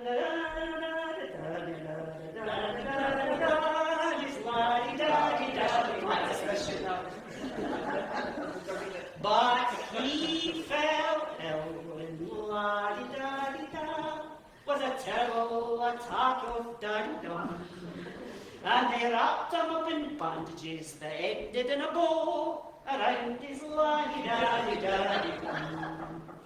But he died on the morn of la-di-da-di-da, a victim of the dreaded daddy-dum. They put him in a coffin, but they couldn't shut the lid for his great big daddy-daddy-daddy-dum. The undertaker, la-di-da-di-da, devised a plan for daddy-dum. He built another coffin, roughly 3 foot 2 by 1, just to hold his la-di-da-di-da-di-dum. Now you can read on his gravestone, la-di-da-di-da, the son of la-di-da-di-da-di-dum. Well, here lies his body, but in the next grave up but 1 lies his la-di-da-di-da-di-da-di-dum-dum-dum.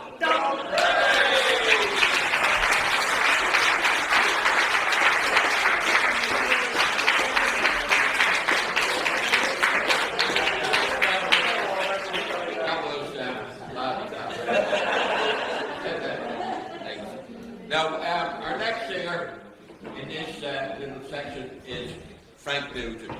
Now, most of you will know Frank Nugent, but I want to say that Frank Nugent is the man who does all of the heavy lifting with the walk. I'm sorry.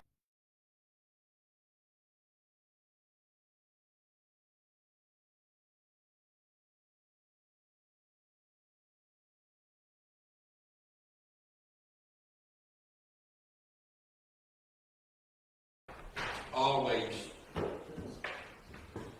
excellent, and a lot of thought and effort goes into it, and organisation, and that's Frank. Come on up.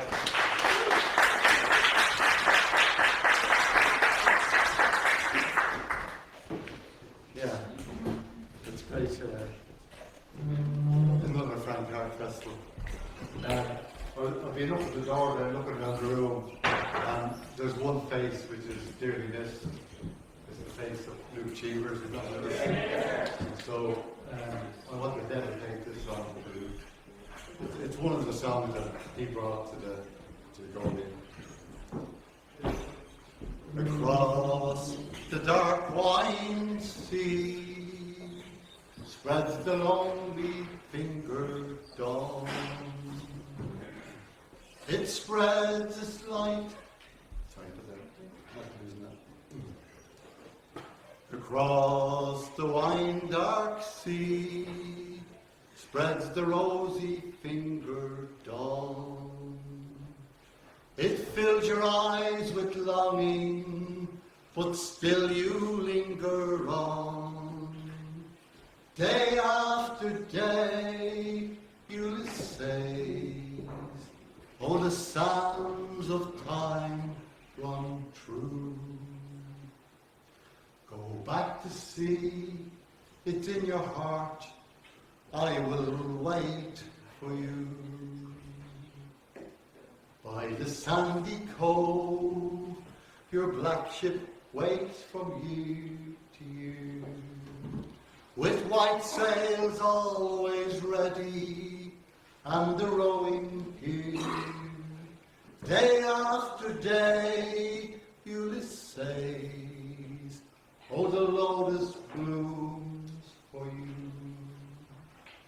The The sirens silking, singing, shallows everything you do. Oh, in the warm, clear night, I hear you pacing in the hall. Oh, I know your mind is flying where the long waves rise and fall. Oh, day after day, Ulysses, I feel you slipping away. In my eyes, the sting of tears, in yours, the salt sea spray. Oh, you're not the kind of man who is content with what he's done. Others seek for guidance, you reach for the sun. Oh, day after day, Ulysses, oh, I feel you slipping away. Sorry. Day after day, Ulysses, you study the changing sky, waiting for the goddess who smiles with flashing eyes. Oh, in all the songs and tales, you are the undefeated man. But growing old is not a game of catch me if you can. Day after day, Ulysses, how our lives slip by so fast. Its finer colours changing to the landscape of the past. Across the wine dark sea spreads the rosy fingered dawn. Oh, it fills your eyes with longing, but still you linger on. Oh, day after day, Ulysses. Sorry.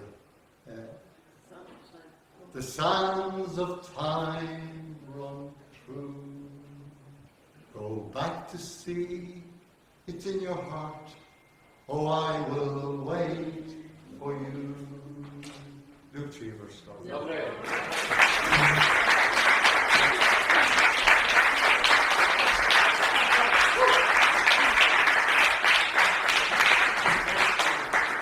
Okay, next up we have Terry Boyle, please. And after Terry, Ann Parsons Dunn, and then Colin Durley.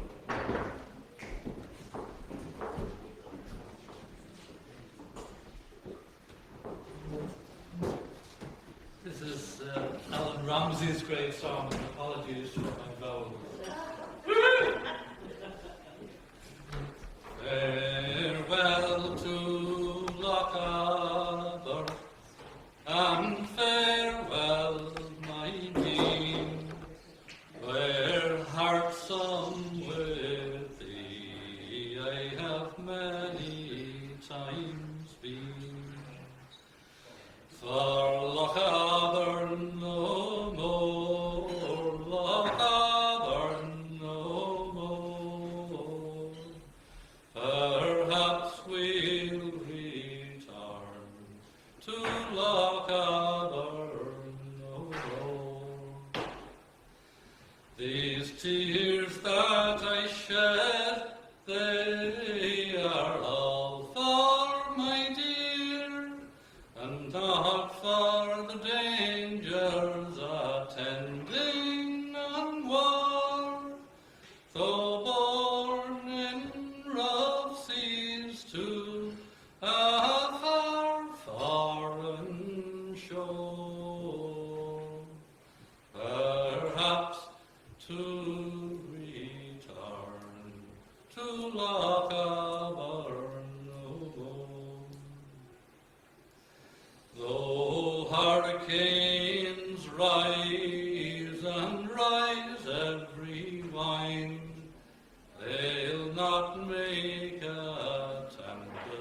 like that in my mind.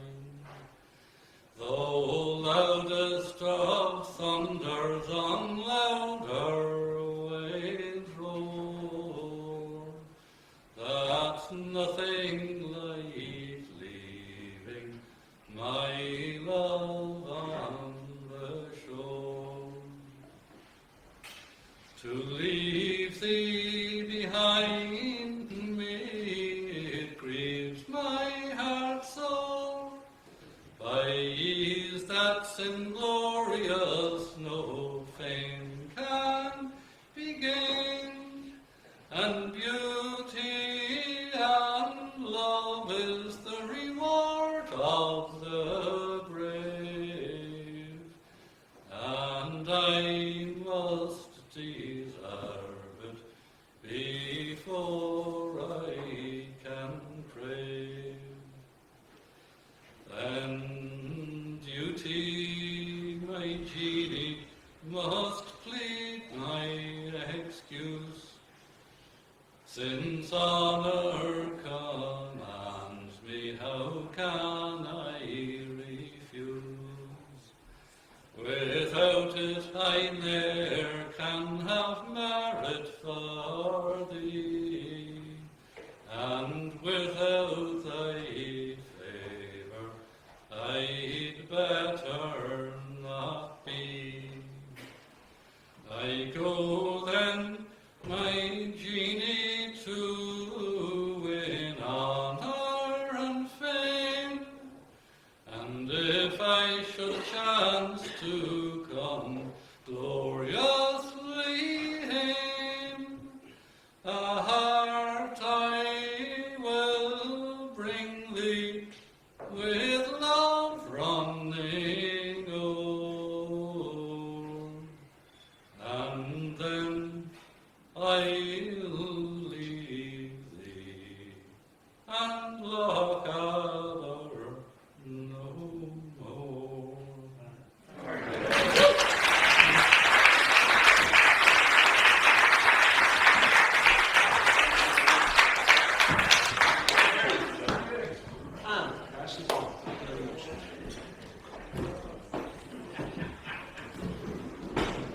I'm going to cheese and that's fish.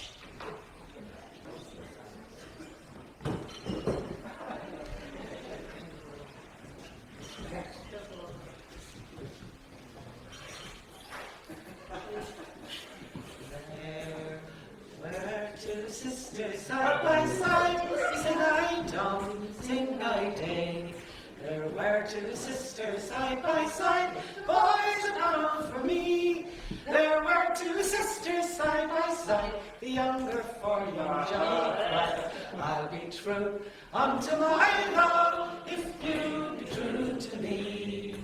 Johnny bought the youngest a gay gold ring, sing I dawn, sing I day. Johnny bought the youngest a gay gold ring, the boys are bound for me.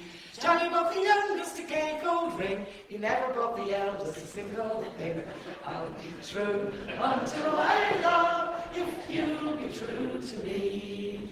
Johnny bought the youngest a beaver hat, sing I dawn, sing I day. Johnny bought the youngest a beaver hat, the boys are bound for me.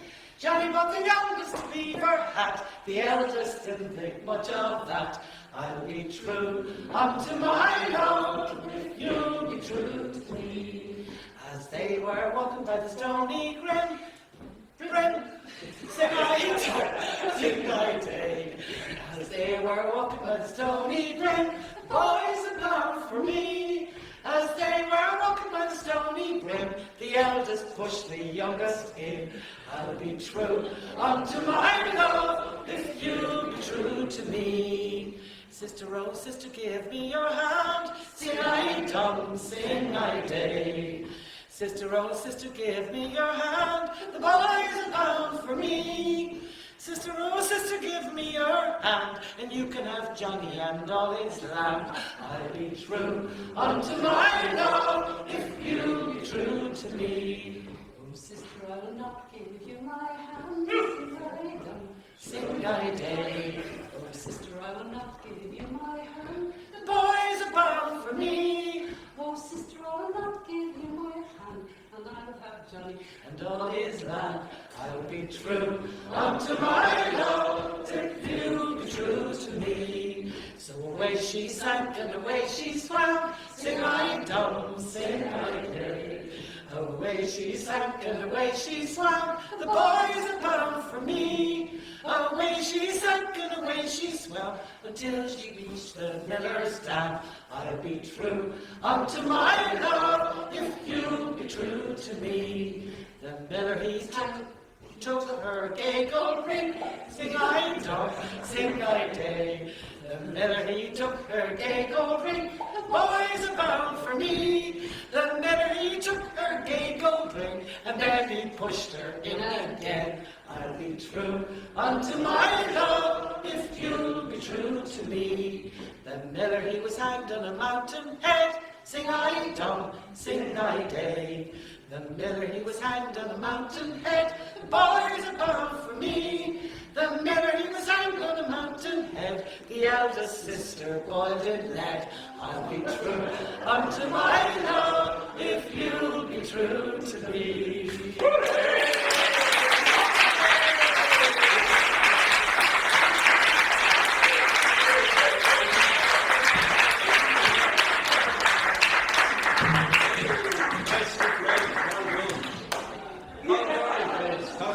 Great support for Frank Harte Festival.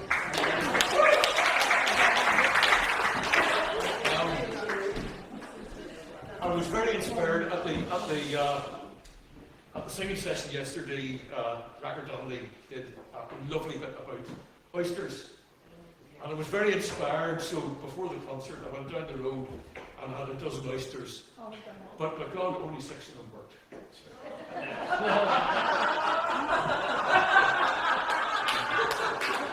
Make it up when you get back. There's a moral. There's a moral to this. Well, if there's a moral at all, it is in your pursuit of love. If you get knocked back, don't crash and burn. Just keep going.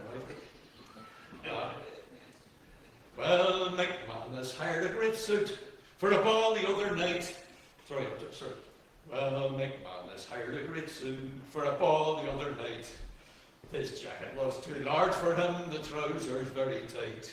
He bought a pair of pitting boots, high tie on the rose, till almost everything he had was in keeping with his clothes. He called for Miss Gilbert, she looked every inch a queen. Her face was all a powder, her dress an emerald green.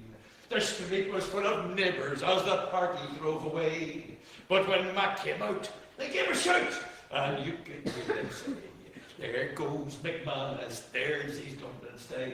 There goes McManus, his face is all a smile. Pretty as a picture, and handsome as a rose. Oh, there goes McManus in his brand new suit of clothes. Then Jarvie took the long way there, the courtship to begin. He kept his eyes averted, lest he should witness sin. But as they bowled along the road, up went the voice arose. McManus, you be careful, or you'll make a long clothes. When we got there to the shindig, the dancing was in spit. There was porter pipes and touching, there was delicates to get. The priest was in the corner with whiskey in his tay. When he saw the pair arriving there, then you could hear him say, here comes McManus with his mucked in tow. Here comes McManus, his face is all aglow.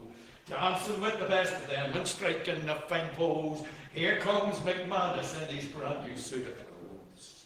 They danced the waves of Tory. McManus tapped his toes. He danced her up and down the hall in circles, squares and rows. And when the sweat was driving him, he danced her round some more. You should have seen the perspiration puddles on the floor. Begging of his pardon, she headed for the jacks. Her breath was coming in short puffs. Her bodice very slack. Says Mac, I'll pop the question when she comes back to me. Sure, you're always more amenable when you just had a pink. There goes McManus, there's music and soul. There goes McManus, his eyes as bright as coal.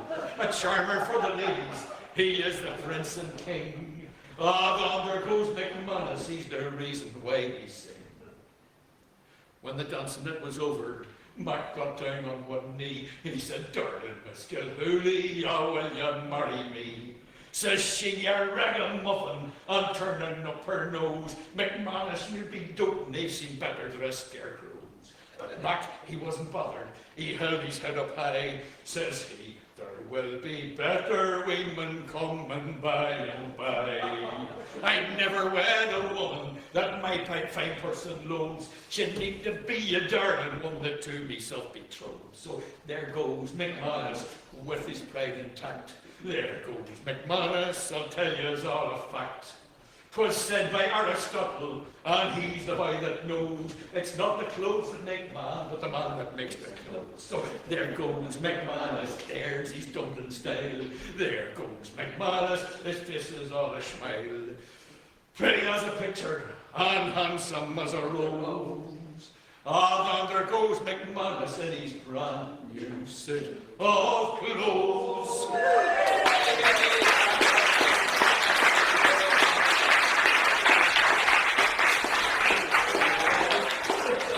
That was fantastic.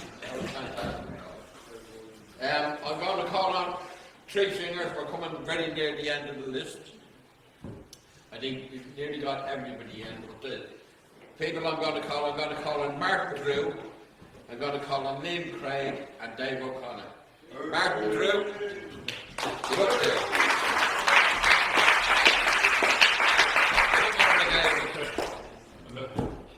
I'm a bit nervous at this one now. I heard this song with Terry Timmins years ago. On Vineyard Gap, the livelong day, we beat the northern foot, our spray has travelled tight before, the sun beat burning on our backs, our shoulders sticking to our packs. By fast ways, fields and turnpike tracks, we skirted Sad's Moor. For 20 miles we jaunted on, my fancy man and jeering John and Mother Lee and I. And as the sun drew down to west, we climbed the toilsome Halden crest, and saw landscape sights the best, the inn that been thereby. From once we pounded side by side, through the great forest Blackmore wide and where the parrot ran. And we faced the ghost at Mendip Bridge, we crossed the Owen Help by Bridge, and been stung by every marshwood midge, me and my fancy man. And as we trudged, oh deadly day, I teased my fancy man in play and wanton idleness. I walked alongside jeering John, I laid his hands my waist upon. I would not bend my glances on my lover's dark distress. And at Mendip Top at last we won. We gained the inn at sink of sun for famous Marshall's Elm. Then beneath the Turin Trimley, from Mendip to the Western Sea, I doubt a finer sight there be within this royal realm. And in a settled all for a row, I sat myself next to John to show how he'd wooed and won. And then he took me on his knee and swore it was his turn to be. My favourite maiden, Mother Lee, passed my former one. And in a voice I'd never heard, one more to me, my lady, if you please. Whose is the child you're nigh to bear? His, after all my months of care. Lord knows 'twas not without despair, I nodded still to tease. And up he sprang, with his knife. He let out jeering Johnny's life just there to the sink of sun. and the sunlight through the window nigh gilded John's blood and blazing eye. Ere scarcely motherly and I knew that the deed was done. The taverns tell the gloomy tale of how at Chester jail my love, my sweetheart swung. Was nigh the jail beneath a tree, none tended me for motherly, had died at last and leaving me untended in the wild. No, I got that wrong, sorry. That's it. I just, yeah.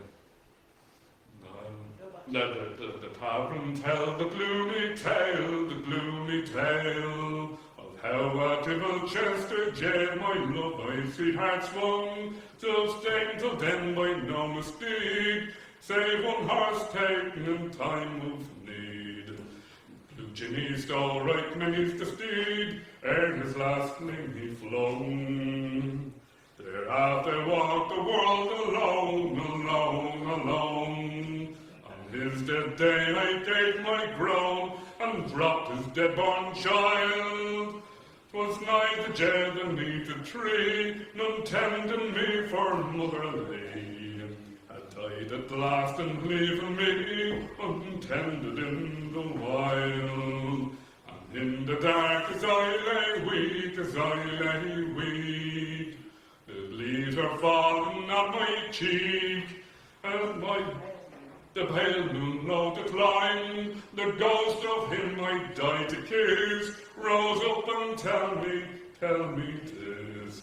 Was it child mine or was it his? Speak that I rest may find. Oh, doubt, but I told him then, how I had kept me from all men, since we joined lips and swore. And then he smiled and faded away, ere the sun or the wind stirred the call of day. 'Tis past, and here alone I stray, haunting the western moor.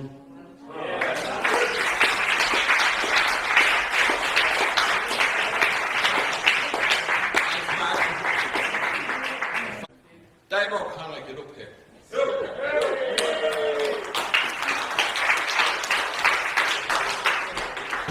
Are you going to sit or stand? Give that to your love. Give that microphone to love. I'm going to learn that Man of War song. You'll be paying me royalties, kid. Oh, they're being recorded. Thank you all for a fantastic weekend.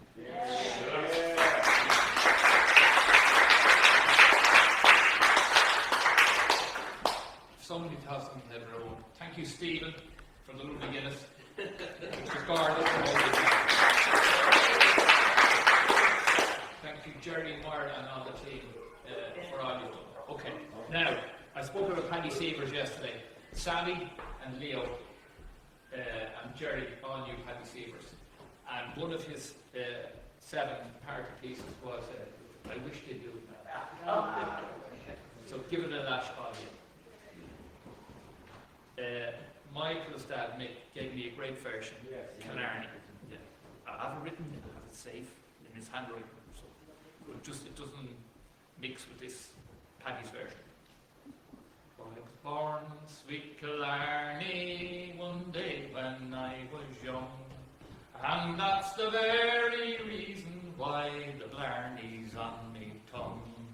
Oh, the night was cold and stormy, and the rain came pouring down, and the old nurse Judy Carty lived a long way out of town. Well, me father got the donkey, and off went like a crack, with Nurse Judy stuck behind him.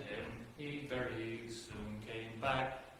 Oh, I was a pretty baby then, all the neighbours did allow. They brought the girls to kiss me. Oh, I wish they'd do it now. Oh, I wish they'd do it now. Oh, I wish they'd do it now. They brought the girls to kiss me now. I wish they'd do it now. At 9 months old, as fine shop, the light you ne'er could find. My hair was dark and fluffy, and came down in curls behind. And when the summer time would come and bathing would begin, the girls would put on bathing suits and wish me they'd go in. They would feed me on the bottle in a most peculiar way. They would shove it down me throttle and I'd have to drink away. They would rock me in the cradle, and if I kicked up a row, they'd take me into bed with them. I wish they'd do it now. Oh, I wish they'd do it now. Oh, I wish they'd do it now. They'd take me into bed with them. I wish they'd do it now. When I began to cut my teeth, I used to cry all day. It's then the girls would pity me, and then wait. No, I've made a bag of it, but that's Paddy's version of the song. It's a bit shorter than yours, Michael. Thank you very much.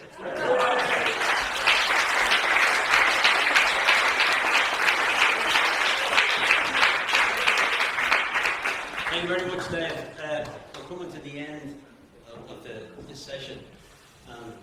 Before we do that, and before we get Karen to sing the last song, because she started the first song, I'm going to ask Jerry to come up and sing a song and say the final farewells.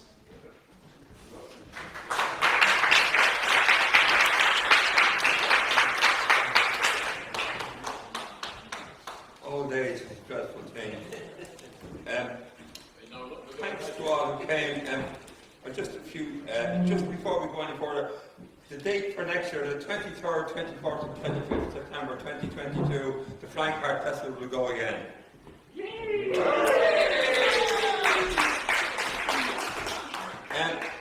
People to thank.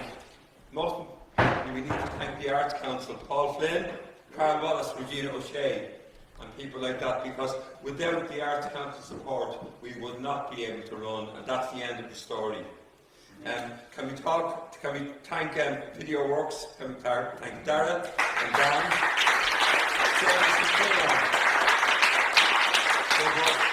They worked tremendously hard over the whole weekend, just to bring this, not to us, but to the people out in the rest of the world, which is fantastic.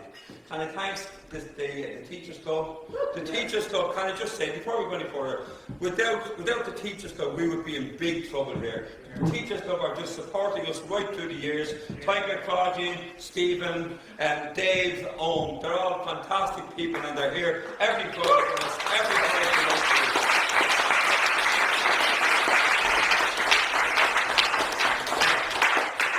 And I just talk about my fellow committee members, because they're absolutely fantastic people. Everyone has a skill of some sort that they bring to it. I'm not going to elicit the skills they have, but they have them all skills, and it's great to be able to call on them, because at the end of the day, we need people to climb up ladders and put up this stuff. We need people to do the work on the website. We need people to make the applications to the Arts Council. We need all skills, and we have them all here, and we just get them all in, and they do it, and they're fantastic people. So that's the committee. The rest of it.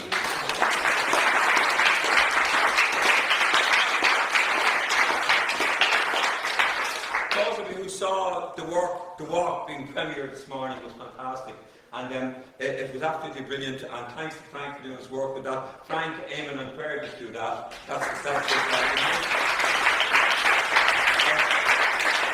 But just for those who missed the walk, on the morning of Sunday, the 17th of October, there will be a walk. It's part of the Open House Festival, and we'll be doing it, the Golian, and it'll be about an hour. But listen to this, it's limited to 50 people. So if you're going to go on the Open House website and book it, and then it'll be there, and it'll be centred around the Dublin Castle, St. Werburgh's Church, Christchurch Cathedral, and in the inner city there around there. So that's on Sunday the 17th of October, there will be a walk. And as I say, I'm going to sing a song just to finish off. And I didn't sing this song this weekend yet, but I will now. And this is, provided I can remember it. This is Robbie O'Connell's song about what happened when Frank Harte got to heaven, if such a place exists. Oh, there's havoc in heaven now, Harte has arrived. All the trumpets are still, all the harps thrown aside. St. Peter's perplexed, what the hell's going on? Wherever he goes, someone's singing a song. There's a gang up and out on the porch every night, and they're singing away till the first morning light. With a break for the breakfast, then they're at it again, and the session goes on till God only knows when. Luke Kelly is there singing Dirty Old Town. Paddy Tunney does too, Craigie Hill and Tom Brown. Harte sits in the centre directing the show, with the bold Eddie Butcher and the mighty Joe Holmes. Best Cronin and Heaney join in each chorus. Then Zosimus gives them the flying and the Moses. Bert Lloyd sings the shanties, McCall's got songs, and no one complains when they go on too long. There are playwrights and poets and songwriters too.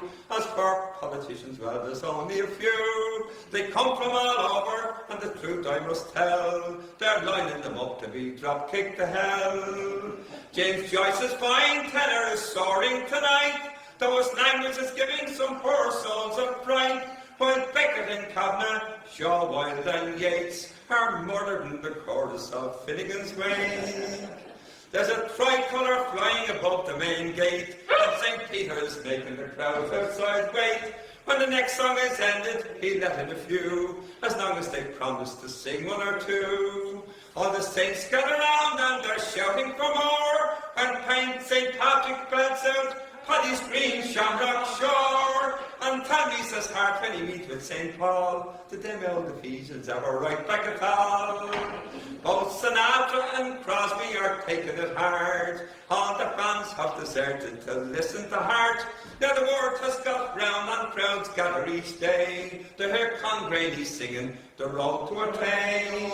Imagine the shock to hear Nicholas Toveen and John Lennon together sing Dunlap and Green. Janis Joplin's there smooching with Bobby McGee, and Elvis is helping Frank find the right key. So if you don't like singing, then go down to hell. They'll be glad to receive you, they'll treat you right well. You find generals and presidents, bishops and kings, and not one of them has the first clue how to sing. They'll give you a banjo or an accordion for free, and you can sit there and practice till eternity. You can beat your power on till you wear out the skin, while you're waiting for Thatcher and Bush to check in. So there's havoc in heaven now, Harte has arrived. All the trumpets are still, all the harps thrown aside. St. Peter's perplexed, what the hell's going on? Wherever he goes, someone's singing a song. So here's a good tip for when your turn comes round. Just remember this detail if you're heaven bound. Though you'll still need to keep an eye out for them sins, you'll now have to know a few songs to get in.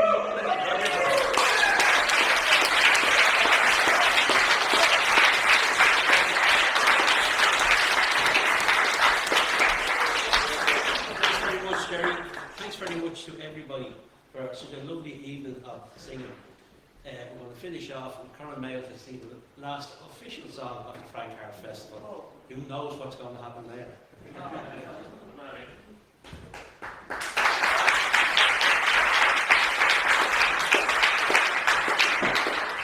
This is the most frightening song I've ever had to sing.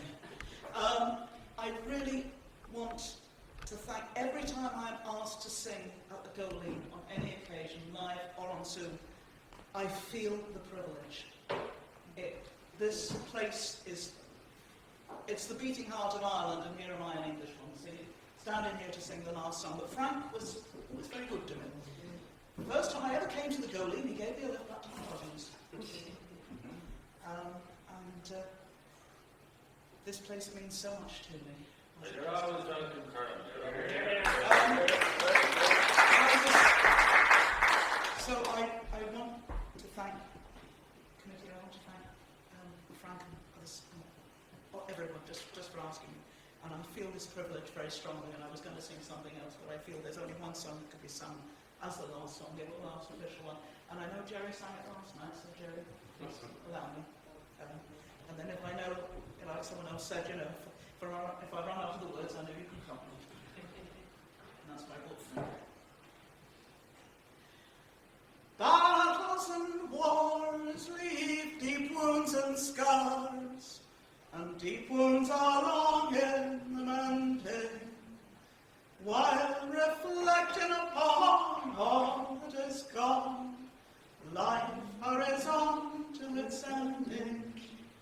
Though the joy and the pain in all memories remain, and by memories lifetimes we measure, yet the times that we spend among lovers and friends are the times we remember with pleasure. So fill up your glass from future and past, in harmony be determined. There's more friendship poured out in one bottle of strength than you'll find in statute or sermon. I've heard all the old songs, all the rights and the wrongs, the prophets of doom and destruction, street corner messiahs, moral pariahs, dealers in lies and corruption. From the holy and wise came denials and lies, when innocent youth was corrupted, forsaken. But I see that I tend among lovers and friends, and been sorry to see the dawn breaking. So fill up your glass of future and past, in harmony be determined. For there's more friendship poured out in one bottle of strength, you'll find in statute or sermon. There are those who are certain that drinking and courting sure way to hell and damnation. But if that is to be, then it seems unto me that their God has no sense of occasion. For his great plan, sure woman and man, prepare for each new generation. And we just stand and we braving us this procreation. So, fill up your glass,